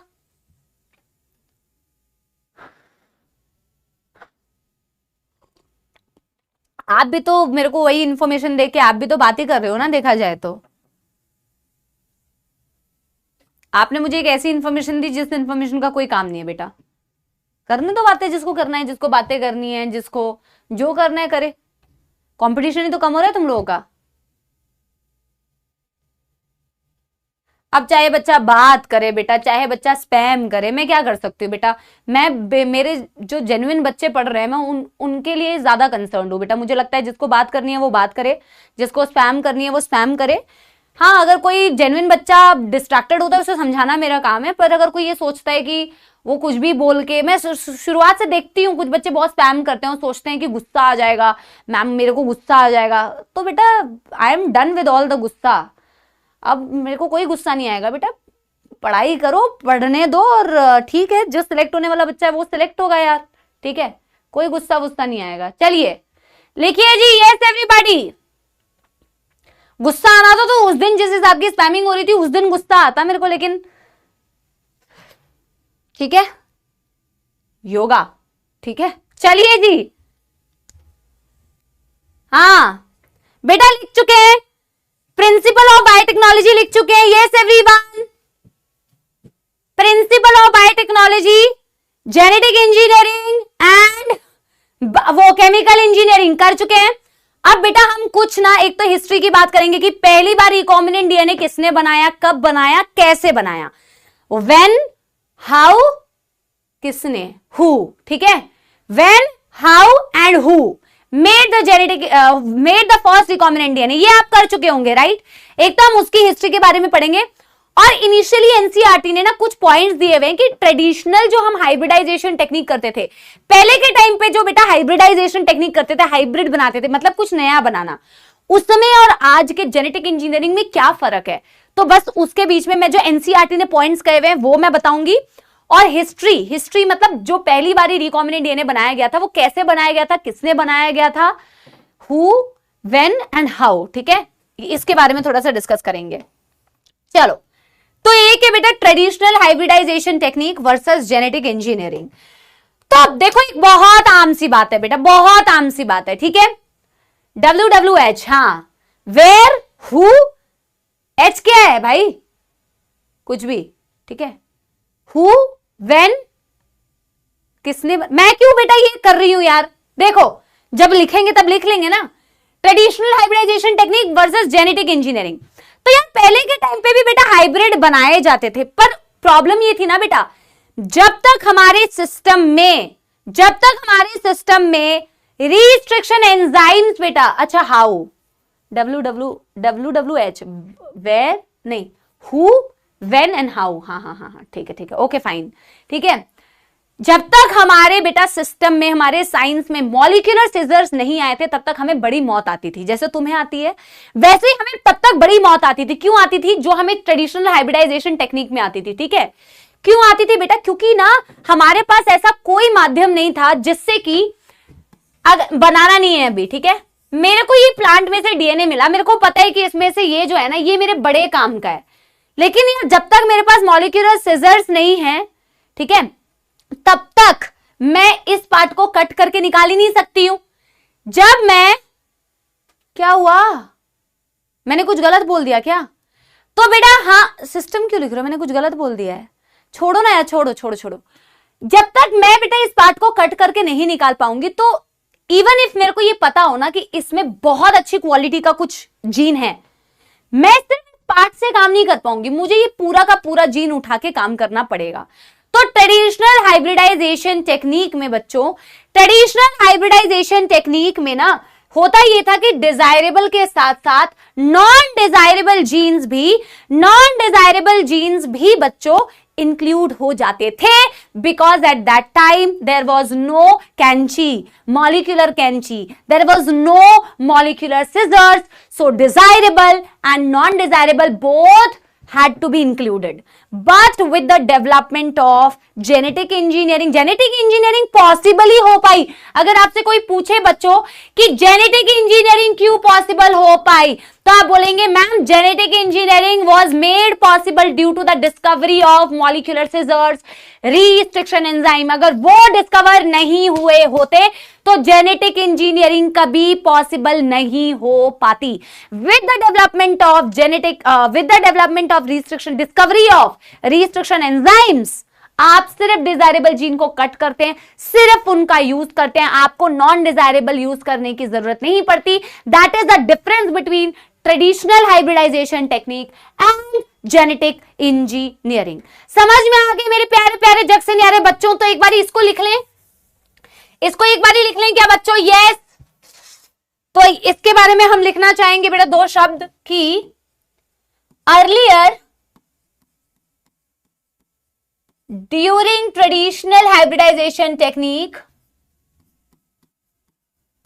during traditional hybridization technique,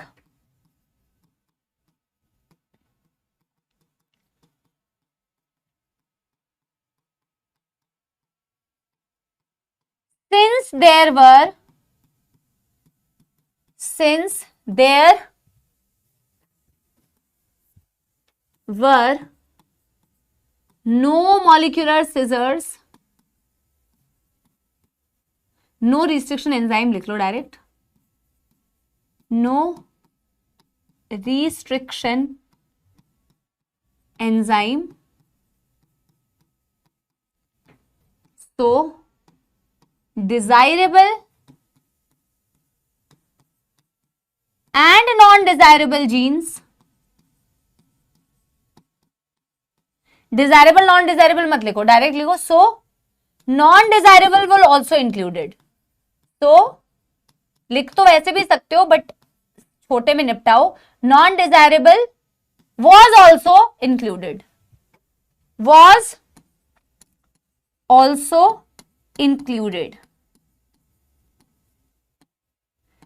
With the discovery of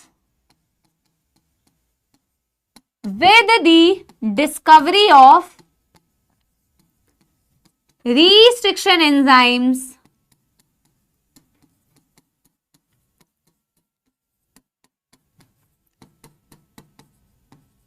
genetic engineering was made possible. Genetic engineering was made possible as we can now cut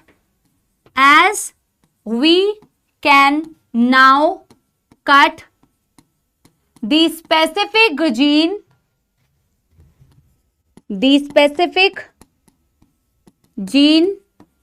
only, the specific gene desired only. थोड़ी अंग्रेजी के वर्ड्स इधर उधर हो गए बट आपको मतलब तो समझ में आ गया होगा, ठीक है। डन डन डन कर लो बच्चा पार्टी, यस एवरीवन।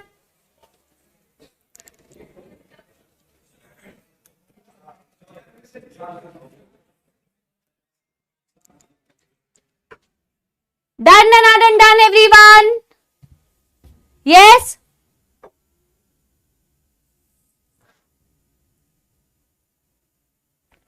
नोटेड। कोई दुखद समस्या तो नहीं है ना बेटा? ये एनसीईआरटी में एक बहुत ही बेसिक बात दी हुई है, traditional hybridization and genetic engineering में क्या फर्क है। देखो एनसीईआरटी में ना बेटा एक और ना इसी मैं साइड में जाती हूँ जब तक लिख रहे हैं, इसी पैराग्राफ में ना बेटा एक और बात लिखी हुई है कि ए सेक्सुअल रिप्रोडक्शन और सेक्सुअल रिप्रोडक्शन में क्या फर्क है, तो मैं वो लिखवा नहीं रही हूँ, वो बहुत ही एक बेसिक सी बात कही हुई है जो मैं अभी आपको एनसीईआरटी से रीड कराऊंगी तो आप समझ जाएंगे। आपको पहले से भी पता होगा कि मैम ए सेक्सुअल रिप्रोडक्शन में कोई वेरिएशंस नहीं आती हैं, लेकिन सेक्सुअल रिप्रोडक्शन में ऑब्वियसली बेटा क्रॉसिंग ओवर होता है तो वेरिएशंस आती हैं। अगर मैं इवोल्यूशन प्रोस्पेक्टिव से देखूं बेटा तो सेक्सुअल रिप्रोडक्शन के एडवांटेज है, क्योंकि जब वेरिएशंस आती है ना तो वो सर्वाइवल ज्यादा अच्छा कर पाते हैं। जब मैं इवोल्यूशन चैप्टर आपको पढ़ाऊंगी तो आप समझेंगे कि वेरिएशंस आना जरूरी है, कुछ नया होना जरूरी है। तो एक ये लाइन लिखी हुई है वो मैं आपको एनसीईआरटी से रीड करा दूंगी, लिखने की उसको जरूरत नहीं है कि what is the advantage of sexual reproduction over asexual. आपको पता है एसेक्सुअल में कोई वेरिएशंस नहीं है, जैसा है वैसा चला आ रहा है, लेकिन सेक्सुअल में बेटा वेरिएशंस आती हैं तो वो थोड़ी सी एडवांटेज वाली बात है, ठीक है बेटा। एक बार मेरे को ना थम्स अप देके बता दो कि यहां तक कोई प्रॉब्लम नहीं है। मैं एनसीईआरटी की रीडिंग इसके अगले टॉपिक के बाद करूंगी, अभी मैं थोड़ी हिस्ट्री बताऊंगी, बहुत मजेदार हिस्ट्री है ये, तुम खुद से ज्यादा अच्छे से और कर पाओगे, क्योंकि जो अभी हमने जेनेटिक इंजीनियरिंग में डायग्राम बनाया था ना बेटा, कुछ उसी तरीके का डायग्राम है, पर आपने यहां तक नोट कर लिया और यहां तक बेटा कोई दुखद समस्या नहीं है, तो एक बार मेरे को बता दो फिर हम वो स्टार्ट करते हैं। Yes everybody, done done done done done done done done.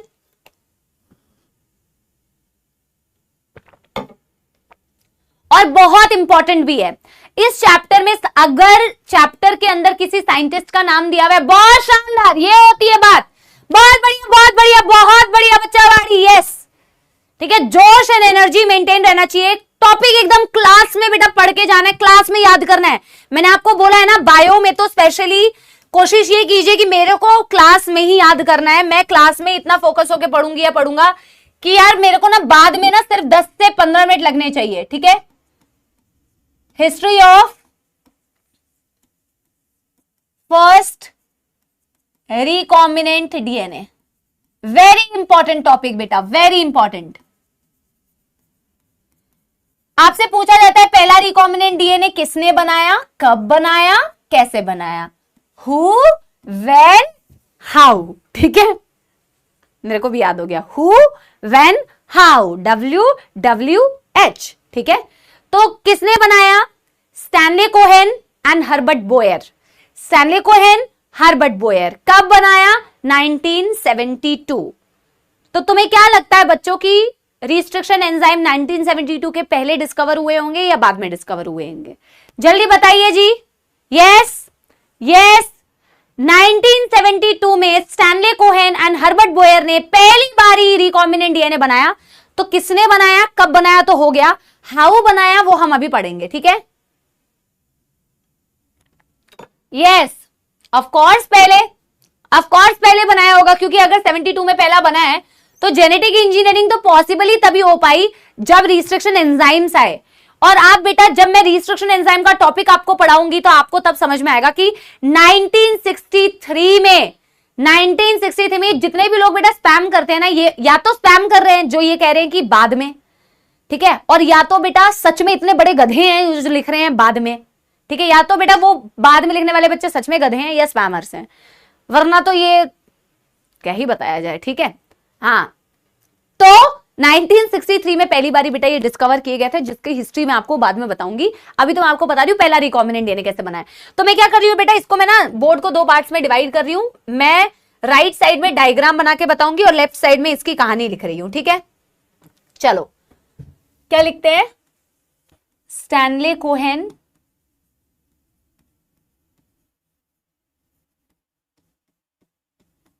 And Herbert Boyer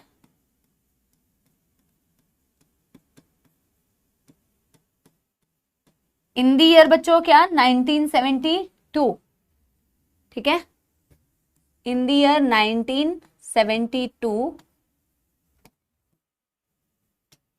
constructed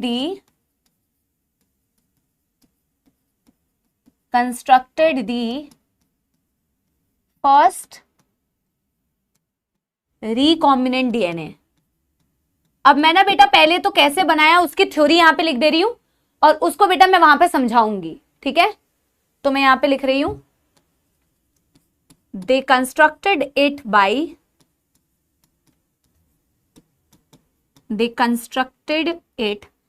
by. अब कोई नहीं पूछेगा कि मैम ऐसा ही क्यों किया, वो तुम इनसे पूछना, कोहेन से और बोयर से। उन्होंने जैसा किया है हम वैसा पढ़ रहे हैं, ऐसा ही क्यों किया नहीं है। ठीक है, they constructed it by taking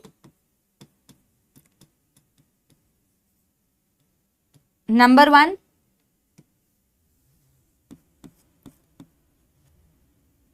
antibiotic resistant gene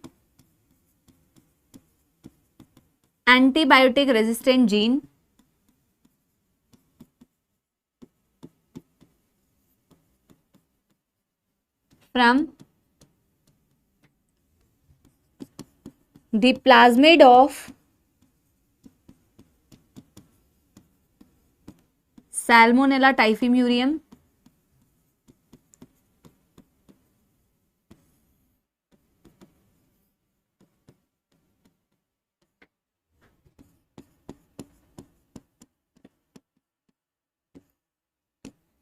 and joined it to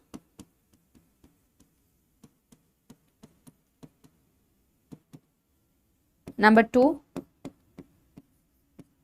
another plasmid. पहले आप बेटा ये थ्योरी लिखो, फिर मैं आपको समझा रही हूं किया क्या। पहले आप ये थ्योरी लिखो, फिर मैं आपको समझा रही हूं ये किया क्या है। ठीक है, पहले आप इसकी थ्योरी लिखो, write the theory then I will explain you. Okay,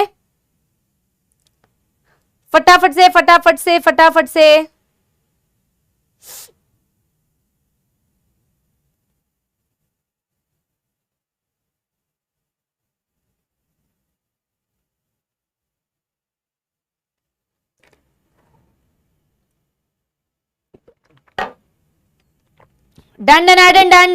done. Noted. पहले मुझे ये बताओ, तुम्हें एंटीबायोटिक रेजिस्टेंट जीन का मतलब समझ में आ रहा है? Do you know the meaning of antibiotics? हाँ, और एंटीबायोटिक रेजिस्टेंट जीन का मतलब समझ में आ रहा है? अगर मैं तुमसे कहूं कि ये कोई ई कोलाई है, अगर अभी मैं इसमें क्वेश्चंस पूछ रही हूं, आंसर देना।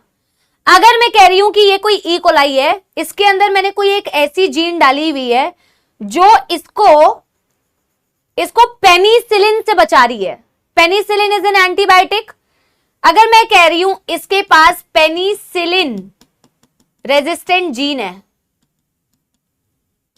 इसका मतलब ये जो मैंने प्लाज्मिड डाला था, इस प्लाज्मिड के अंदर ये जो पिंक वाली जीन है, इसे मैं पेनिसिलिन रेजिस्टेंट जीन बोल रही हूं।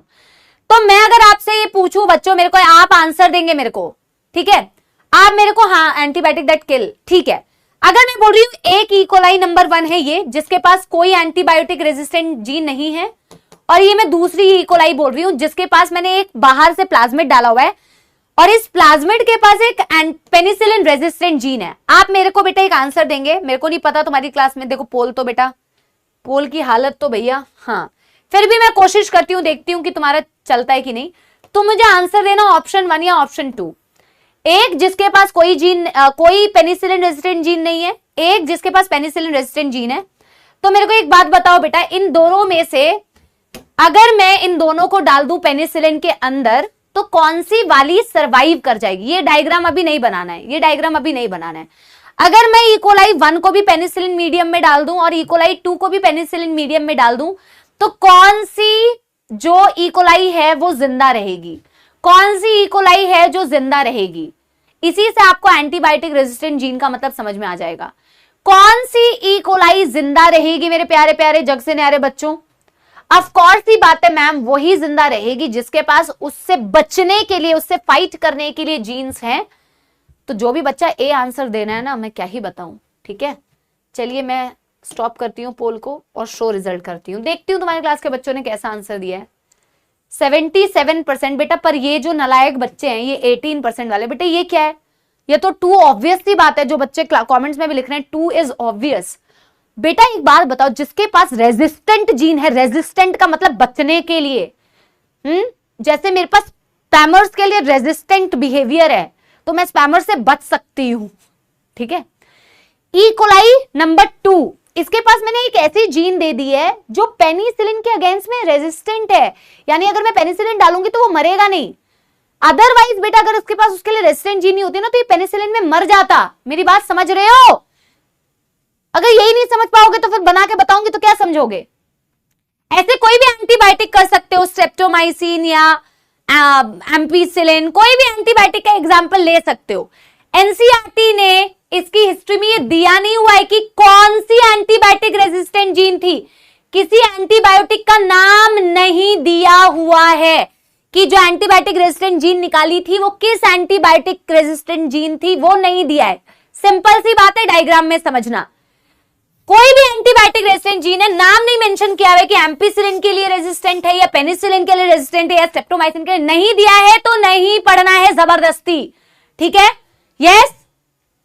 अब बेटा देखो मैंने क्या लिखा है, इन्होंने रिकॉम्बिनेंट बनाया। रिकॉम्बिनेंट अभी हमने कैसे बनाया था, एक बार उसको याद करने की कोशिश करो, फिर इससे रिलेट करना तो बेटर समझ में आएगा। अभी हमने रिकॉम्बिनेंट कैसे बनाया था, अभी कैसे बनाया था? प्लांट में से एक जीन निकाला और उसको हमने किसी के प्लाज्मिड में कट लगा के दोनों को जोड़ दिया। अभी हमने ऐसे बनाया था, लेकिन इन्होंने कैसे बनाया था हमें वो याद रखना है कि इन्होंने पहली बारी ये रिकॉम्बिनेंट कैसे बनाया था। तो देखो इन्होंने पहली बारी रिकॉम्बिनेंट बनाया, नंबर 1 इन्होंने क्या किया, इन्होंने एक एंटीबायोटिक रेजिस्टेंट जीन निकाला, लेकिन किससे निकाला? सैल्मोनेला टाइफीम्यूरियम के प्लाज्मिड से। इन्होंने नंबर 1 जो जीन निकाला ये है सैल्मोनेला टाइफीम्यूरियम, ये है सैल्मोनेला टाइफीम्यूरियम।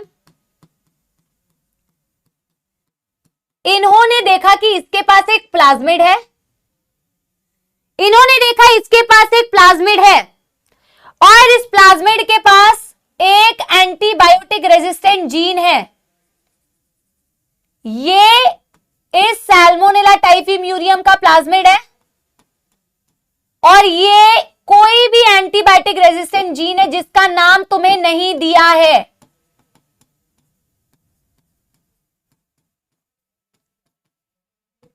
बिल्कुल प्यार से समझते जाओ। इन्होंने क्या किया, बताएंगे इन्होंने क्या किया, वो तो आप मुझे बताएंगे। ये था वो प्लाज्मिड जिसमें से इनका जीन ऑफ इंटरेस्ट क्या था, ये। अब मेरे को बताओ बेटा, क्या तुम्हें इस पूरे प्लाज्मिड से काम है? क्या इनको इस पूरे प्लाज्मिड से काम है? यस एवरीबॉडी, क्या इनको इस पूरे प्लाज्मिड से काम है? क्या इन्होंने इस पूरे प्लाज्मिड को यूज किया था रिकॉम्बिनेंट बनाने के लिए? आप मुझे आंसर देंगे, मैं उसके अकॉर्डिंग लिखूंगी। इन्होंने कैसे कंस्ट्रक्ट किया? By taking antibiotic resistant gene from the plasmid of Salmonella typhimurium and joined it to. किससे ज्वाइन किया वो तो बाद में बताऊंगी। इन्होंने एंटीबायोटिक रेजिस्टेंट जीन निकाला। क्या इनको इस पूरे जीन से काम है? बच्चों ये तुम्हारा परीक्षा है, अगर गलत आंसर दिया ना फिर देखना, फिर तो तुमने पहला जो पढ़ा है वो बिल्कुल गंदा पढ़ा है। नहीं ना, पूरे से काम नहीं है ना, सिर्फ इस एंटीबायोटिक रेजिस्टेंट जीन से काम है ना। तो इसको निकालने के लिए क्या करेगा ये? इसको निकालने के लिए क्या करेंगे ये? जल्दी बताइए। क्या इसको कट लगाएंगे मॉलिक्यूलर सीजर से? क्या इसको कट लगाएंगे बच्चा पार्टी? यस। क्या इसको कट करके निकालेंगे? यस। यस एवरीबॉडी, जल्दी से बताइए। यस, कट करके निकाल लिया हमने। देखो, यूजिंग जो पढ़ा है, मैंने बार बार बोला है, वही पूरे चैप्टर में रिपीट होगा। तुम्हारा जो चीज तुमने डे 1 पढ़ी है वही तुम अलग अलग तरीके से डिटेल में पढ़ते जाओगे, ठीक है? तो using restriction enzyme, using restriction enzyme हमने क्या किया? Antibiotic resistant gene is cut out.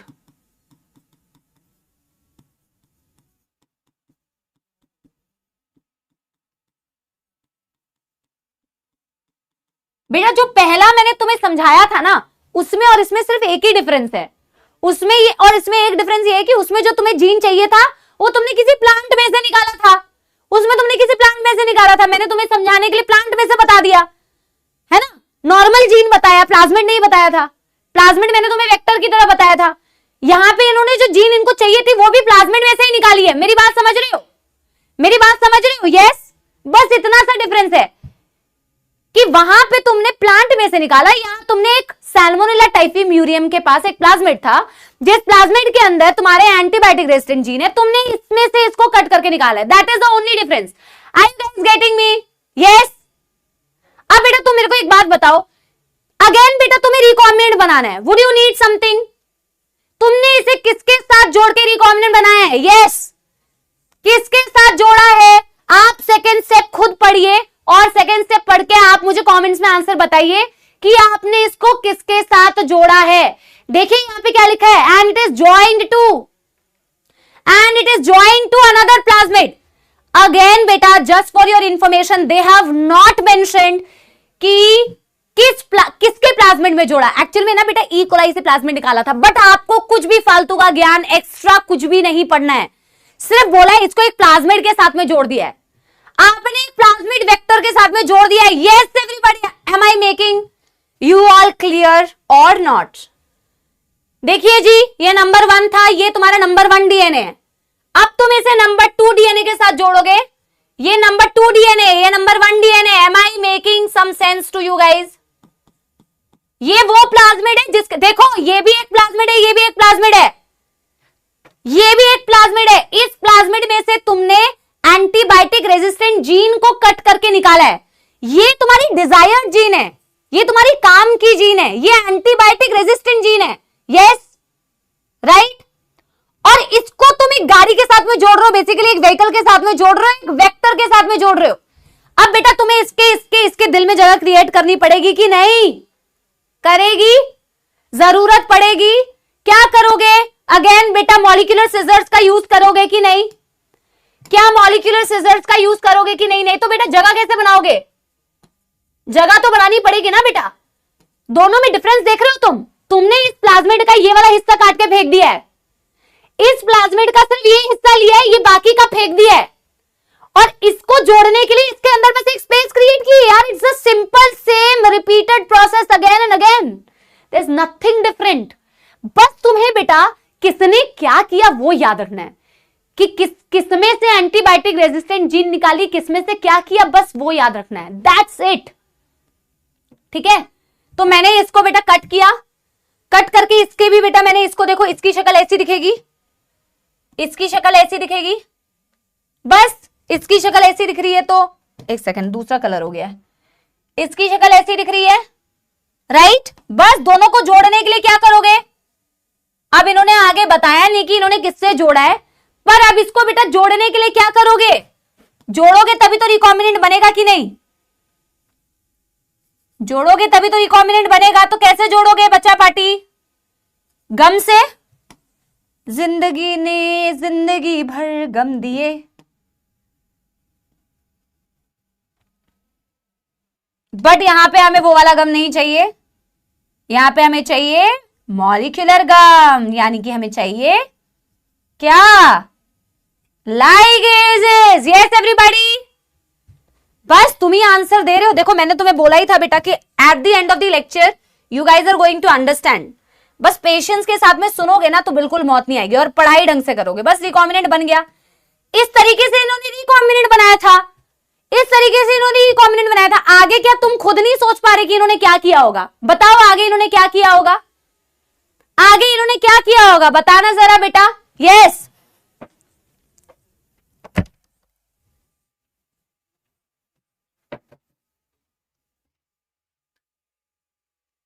आगे इन्होंने क्या किया होगा, मैं यहीं पे नहीं खत्म कर रही हूं, तुम मुझे ये बताओ कि आगे इन्होंने क्या किया होगा। यस, ट्रांसफर किया होगा, अनिरुद्ध बिल्कुल सही, ईशांत बिल्कुल सही। आगे इन्होंने क्या किया है भैया, जीन को ट्रांसफर किया है, और जीन को ट्रांसफर करके बल्ले बल्ले शावा शावा नहीं कर रहे थे, फिर जीन की क्लोनिंग करवा रहे थे। Gene transfer, gene cloning is the same whole concept again and again and again and again, that's it. बस हमें ये जानना था, ये बहुत एक इंपॉर्टेंट बात है, एक बहुत इंपॉर्टेंट बात है। How did they construct a recombinant DNA, they constructed a recombinant DNA by taking antibiotic resistant gene from where, from where, from the plasmid of Salmonella typhimurium. उसके ये नहीं तो बेटा आप लास्ट तक भी समझ नहीं पाते हैं, आप उसी के लैंग्वेज में घूमते रहते हैं एनसीईआरटी की। सैल्मोनेला टाइफीम्यूरियम के प्लाज्मिड में से तुमने एक एंटीबायोटिक रेजिस्टेंट जीन निकाला, और किसी भी रैंडम XYZ बेटा का प्लाज्मिड उठाया, हालांकि इन्होंने इकोलाई का प्लाज्मिड लिया था बट तुम्हारी एनसीईआरटी में दिया नहीं है। तुमने एक बंदे का प्लाज्मिड निकाला, उसके प्लाज्मिड में जगह क्रिएट की, और ये एंटीबायोटिक रेजिस्टेंट जीन को जोड़ के रिकॉम्बिनेंट बना दिया। That's it, done done everybody. Yes, समझ में आ गया सभी को, बढ़िया समझ में आया सभी को। यस एवरीबॉडी, तो एनसीईआरटी की रीडिंग करते हैं, ठीक है। आई होप तुम्हें समझ में आया होगा, ठीक है। चलिए जी, एक बार एनसीईआरटी की रीडिंग करते हैं, जो सेकंड पेज पे लेफ्ट साइड में दिया मैंने, वहां से शुरू करो, ठीक है। जैसा कि मैंने बोला, तुम बेटा वही करते हो जो मना करती हो। प्लाज्मिड किसका है, अभी पूछोगे ना कौन से साल में बनाया तो भूल गए होगे। प्लाज्मिड किसका है, नहीं तो बड़े इकोलाई का था। चलो, दिया है क्या, इकोलाई का था, दिया है, हाय रे, अगर दिया है तो लिख लेंगे, इकोलाई का था प्लाज्मिड। चलिए देख लेंगे, अगर दिया होगा तो लिख लेंगे, ठीक है। हाँ, 164 में दिया हुआ है, देखो। You probably appreciate the advantages of sexual reproduction over asexual, बोला आप संभवतः अप्रिशिएट करते होंगे सेक्सुअल रिप्रोडक्शन को ओवर एसेक्सुअल रिप्रोडक्शन, ठीक है। फॉर्मर का मतलब है जो सेक्सुअल रिप्रोडक्शन है, that provide opportunities for variation, क्योंकि सेक्सुअल रिप्रोडक्शन में वेरिएशंस आती हैं, and formulation of unique combination of genetic setup, some of which may be beneficial to the organisms as well as the population। जब क्या होगा, जब वो होगा ना, क्या होगा, जब तुम ये 1972 क्या कर रहे हो, जब बेटा कॉम्बिनेशंस होंगी, दो अलग अलग चीजों का मिश्रण होगा तो कुछ बेहतरीन बनेगा, ठीक है। Asexual reproduction preserves the genetic information while sexual reproduction permits variation। Of course, जिसमें मिक्सिंग हो रही है उसमें वेरिएशन आएगी, जिसमें मिक्सिंग नहीं हो रही है वो अपनी जेनेटिक इंफॉर्मेशन को प्रिजर्व कर रहा होगा over time. Traditional hybridization procedure used in plant and animal breeding, animal breeding के बारे में हम पढ़ेंगे बेटा, कौन से चैप्टर में, strategies in enhancement of food production. उसमें मैक्सिमम बॉटनी वाला पार्ट है और थोड़ा सा जूलॉजी वाला पार्ट है, बहुत ही थोड़ा सा जूलॉजी वाला पार्ट है, एक लेक्चर का होता है, 1 से 2 लेक्चर्स, ठीक है। तो इन जो है प्लांट और एनिमल ब्रीडिंग करते हैं बेटा, उसमें क्या होता है, inclusion and multiplication of undesirable gene along with desirable gene, क्योंकि कोई एंजाइम्स कट करने के लिए। अब देखो एनसीईआरटी ना बेटा इतना रैंडम तरीके से देती है, अच्छी बुक है लेकिन समझना थोड़ा सा आपके लिए डिफिकल्ट हो जाता है, ठीक है। तो क्या बोलते हैं उसमें, डिजायरेबल अनडिजायरेबल दोनों कंबाइन करने पड़ते थे क्योंकि मॉलिक्यूलर सीजर्स नहीं थे अपने पास, right. Technique of genetic engineering that include creation of recombinant DNA, जैसा हमने लिखा है, use of gene cloning and gene transfer overcome this limitation and allow us to isolate, introduce only the set of desirable gene without introducing undesirable gene into the target organism. With the बेटा discovery of genetic engineering हम सिर्फ अपने desirable gene को बेटा करते हैं use, और इसमें recombinant DNA बनता है, इसमें gene cloning होती है, इसमें बेटा gene transfer होता है, ठीक है। Do you know the likely fate of a piece of DNA which is somehow transferred into an alien organism? ये सारे क्वेश्चंस मैं आपको पूछ चुकी हूं, मैं आपको ये सारे क्वेश्चंस पूछ चुकी हूं यार। न्यू एनसीईआरटी में कहाँ है बेटा, यही तो तुम मौत मेरे को लेके आते हो, मैं क्या बताऊं। न्यू एनसीईआरटी में बेटा बच्चों को पेज नंबर बता दो प्लीज, बच्चों को पेज ही नहीं मिल रहा है। ये जो प्रिंसिपल ऑफ बायोटेक्नोलॉजी है ना उसके बाद ही दिया होगा यार, 164 में नहीं है मैम। न्यू एनसीईआरटी में डिलीट तो नहीं किया है भैया, न्यू एनसीईआरटी में तो इनका बस चले तो बायो बुक को ही डिलीट कर दें। एक बार ही बता दो, 194 एंड 164 बता रहे हैं बच्चे, 194 एंड 164 बता रहे हैं बच्चे, देख लो 164 एंड 194, बाकी बच्चों को तो मिल गया है, ठीक है। ये सारी चीजें मैं आपको ऑलरेडी समझा चुकी हूं। देखो बच्चों क्या लिख रहे हैं, do you know likely the fate, आपको क्या पता है फ्यूचर उस डीएनए के पीस का जिसको समहाउ हम एलियन मतलब होता है फॉरेन, एलियन जादू, ठीक है, फॉरेन हमको तो एलियन, हम तो बचपन से वही देखते हैं बेटा, हमने कहाँ एलियन देख लिया, हमने जादू को ही देखा है, हमारे लिए जादू ही सब है। तो जैसे फॉरेन ऑर्गेनिज्म के अंदर अगर हम सीधे उठा के जीन को डाल दे तो उसका क्या फ्यूचर होगा, मैं बता चुकी हूँ ऑलरेडी, उसका फ्यूचर कुछ नहीं होगा। उसका फ्यूचर इसलिए नहीं होगा क्योंकि उसके पास ना ओरिजिन ऑफ रेप्लिकेशन है ना कुछ है, तो वो रेप्लिकेट नहीं कर पाएगा। Most likely this piece of DNA would not be able to multiply itself in the progeny cells, नहीं कर पाएगा। But when it get integrated into the genome of recipient, it may multiply and can be inherited along with the host DNA. लेकिन जैसे कि अपना बेटा retrovirus करता है, अपना वो रेट्रोवायरस खुद जीनोम के साथ में इंटीग्रेट हो जाते हैं, इंटीग्रेट होके उसके साथ में मल्टीप्लाई करता है क्योंकि उसका फायदा उठाता है, उसका यूज करता है। उसका यूज अगर कर पाए हम किसी के जीनोम के साथ में जोड़ दें तो वो कर सकता है, राइट। अब देखो क्या बोला, this is because the alien piece of DNA has become a part of chromosome, क्योंकि वो क्रोमोसोम का हिस्सा बन चुका है, which has the ability to replicate, वो ऐसे क्रोमोसोम का हिस्सा बन चुका है जो रेप्लिकेट कर सकता है। तो अगर उसके साथ जोड़ दोगे तो उसके along with the replication of तुम्हारा वो क्रोमोसोमल डीएनए वो भी रेप्लिकेट करेगा, ठीक है। In a chromosome, there is a specific DNA sequence called origin of replication, which is responsible for initiating replication. ये आप molecular biology में भी पढ़ोगे बेटा कि किसी भी क्रोमोसोमल डीएनए में ना एक पार्ट होता है डीएनए का जिसे origin of replication बोलते हैं, क्योंकि वहीं से रेप्लिकेशन स्टार्ट होती है। वो होना बहुत जरूरी है, वरना आप रेप्लिकेट कर ही नहीं पाओगे, ठीक है। Therefore, for multiplication of any alien piece of DNA, it needs to be a part of chromosome which has a specific sequence called origin of replication. अब आपके लिए मेरे पास एक क्वेश्चन है बच्चों, सिंसियरली पढ़ो, अभी बहुत टाइम है, 11 मिनट है। आप मेरे को एक बात बताओ बच्चों, यहाँ पे जो एक लाइन लिखी हुई है कि therefore अगर आपको किसी एलियन पीस ऑफ डीएनए को मल्टीप्लाई करना है तो इसको एक ऐसे क्रोमोसोम का पार्ट बनना पड़ेगा जिसके पास ओरिजिन ऑफ रेप्लिकेशन है। आपने ऐसा क्या यूज किया था फॉरेन डीएनए को जोड़ने के लिए, अब आप मुझे बताइए, आपने ऐसा क्या यूज किया जिसके साथ में जोड़ के आप उसको रेप्लिकेट करवा पा रहे थे। तरुण शर्मा, वेरी वेरी गुड, क्योंकि आपने यूज किया था प्लाज्मिड, और उस प्लाज्मिड की अच्छी क्वालिटी जो मैं आगे आपको आने वाले चैप्टर्स में पढ़ाऊंगी, इन्होंने तो बेटा मिक्स करके खिचड़ी बना दी है, पर कोई बात नहीं, ठीक है, प्लाज्मिड, ठीक है। Thus an alien DNA is linked with the origin of replication so that the alien piece can replicate and multiply it inside the host, ताकि वो होस्ट के अंदर अपने आप को मल्टीप्लाई कर पाए। इसीलिए हम उसे एक ऐसे डीएनए के साथ में जोड़ते हैं जिसकी मदद से वो ये चीज कर पा रही है। This can also be called as cloning or making multiple identical copies of the desirable gene. इसको क्लोनिंग ही तो कहते हैं, किसी के अंदर डाला और उसके अंदर उसकी मल्टीपल कॉपीज बन रही है। आगे देखना बेटा, let us now focus on first instance of construction of an artificial recombinant DNA molecule. अब हम जरा एक झलक डालते हैं कि फर्स्ट रिकॉम्बिनेंट डीएनए मॉलिक्यूल कैसे बनाया गया। The construction of first recombinant DNA emerged from linking, बिल्कुल ध्यान से सुनिए, कैसे बनाया गया? बाय लिंकिंग, किसको जोड़ा, किसको जोड़ा? एंटीबायोटिक रेजिस्टेंट जीन कहां से ली? Antibiotic resistant gene with native plasmid. Native मतलब जो उससे बिलोंग करता हो। नेटिव प्लाज्मिड, प्लाज्मिड की डेफिनेशन लिखिए, autonomously replicating circular extra chromosomal DNA of Salmonella typhimurium. उन्होंने एंटीबायोटिक रेजिस्टेंट जीन कहां से निकाली? सैल्मोनेला टाइफीम्यूरियम के प्लाज्मिड से निकाली। Stanley Cohen and Herbert Boyer accomplished this in 1972 by isolating the antibiotic resistant gene. कैसे निकाला बच्चों? Cutting out a piece of DNA from the plasmid. Salmonella typhimurium के प्लाज्मिड में से कट करके निकाला, which was responsible for antibiotic resistant, and it was possible with the discovery of molecular scissors restriction enzyme. Of course वो cutting कैसे possible हो पाई थी? with the discovery of restriction enzyme, बता चुकी हूं ऑलरेडी आप लोगों को। This cut piece of DNA was then linked to the plasmid DNA. ये भी मैंने आपको बताया कि उसको आपने जोड़ा बेटा, एक एक लाइन एनसीईआरटी के सामने फ्लोट होनी चाहिए बेटा। फिर नहीं बोलना कि हमें टाइम नहीं मिलता है, हम पढ़ नहीं पाते हैं, हमें ये हमें वो। सारी चीजें आपको बेटा नोट्स में हैं आपके पास, सब कुछ पूरे क्लास में समझाया गया है।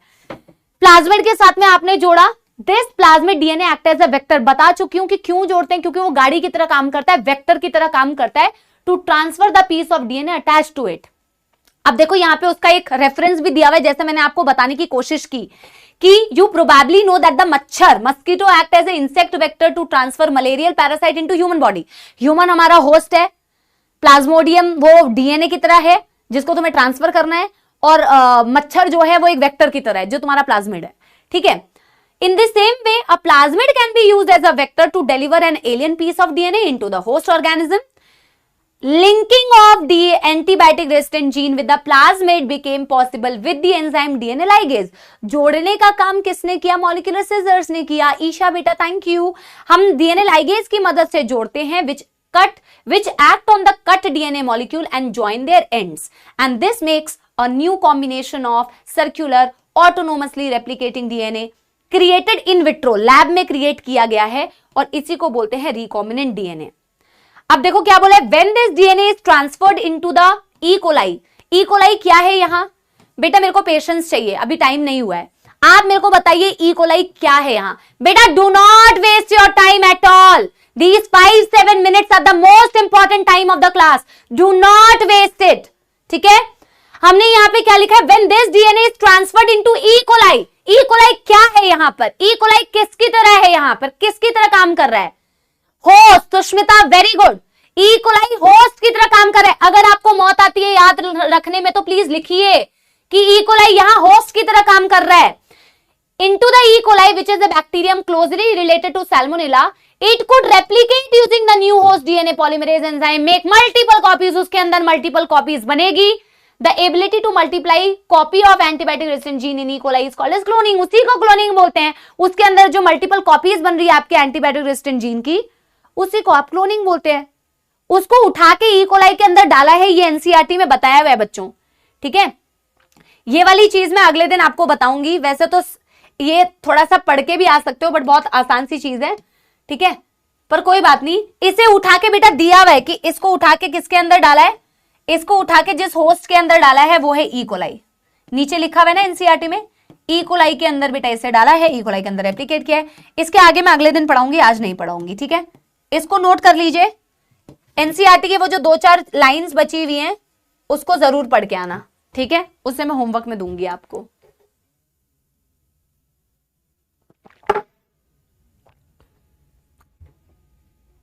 छुट्टी तुम पहले ले लिया करो बेटा। तुम एक काम किया करो ना, तुम क्लास में आओ ही मत, तुम छुट्टी ले लिया करो, सबसे बेस्ट है तुम्हारे लिए। इतना कौन पढ़ेगा लिखेगा बेटा, है ना। पढ़ने लिखने से क्या ही होगा, पैसे तो लगा दिए यहाँ पे, अब क्या जरूरत है पढ़ने की। छड्डो यार, छड्डो जी। ये चीज मैं आपको कल बताऊंगी। वैसे तो इन्होंने 3 बेसिक स्टेप लिखा हुआ है, पर 3 बेसिक स्टेप कुछ है नहीं बेटा, ठीक है। हाँ, मतलब 3 बेसिक स्टेप के अलावा बहुत सारे बेसिक स्टेप्स हैं बेटा। ये नोट करके आना, ये होमवर्क दे रही हूं, ये note in your notebook, note in your notebook, इसको जरूर करके आना। फिर मत कहना कि मैंने बोला नहीं था। This is your homework. इसको कल मैं बता दूंगी एक बारी, ठीक है। हाँ, सॉन्ग वैसे मैंने बोला है मैं 2 दिन में एक बार गाऊंगी, पर कोई बात नहीं, तो सुना देती हूँ, ठीक है।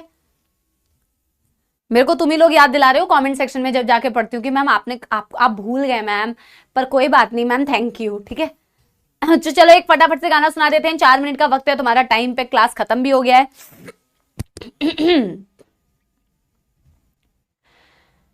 तो अगेन बेटा तुम्हारी तरफ से मैं अपने लिए गाना चाहती हूं, क्योंकि तुम तो मेरे को कब सुनाओगे मुझे नहीं पता है, ठीक है। वो सुहाना वक्त कब आएगा जब तुम मेरे लिए ये गाना सुनाओगे, पर मैं तुम्हारी तरफ से मैं गाना गाती हूँ अपने लिए। ओके ओके जी। तो गाना है, सुर मिल नहीं रहा है मेरे को, ठीक है। मेरी ज़मीं को तेरे कदम का ना जाने कब से था इंतजार, एक ना एक दिन आना है तुमको, दिल को मेरे था ये एतबार, मैं खुदा से तेरे सिवा कुछ और ना मांगूंगी,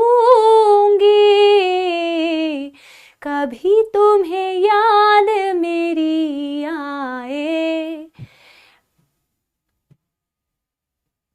राह से मेरे गुजर जाना, फिर से मिलूंगी मैं तुमको वही, जो ना मिलूं तो सजा देना, तुम अगर मनाओगे तो मान जाऊंगी,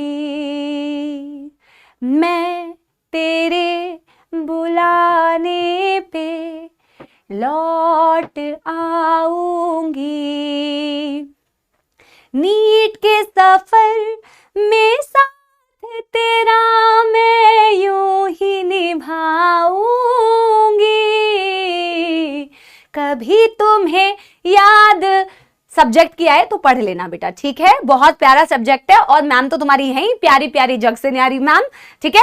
तो मिलते हैं बच्चों अगली क्लास में, जरूर कमेंट्स में बताना how did you enjoy the lecture, are you actually enjoying the lecture, मजा आ रहा है, समझ में आ रहा है, मुझे कमेंट्स में बताना, it matters to me, I will read your comments, I love you all and see you all in the next class, bye bye, love you, bye bye bye, ठीक है।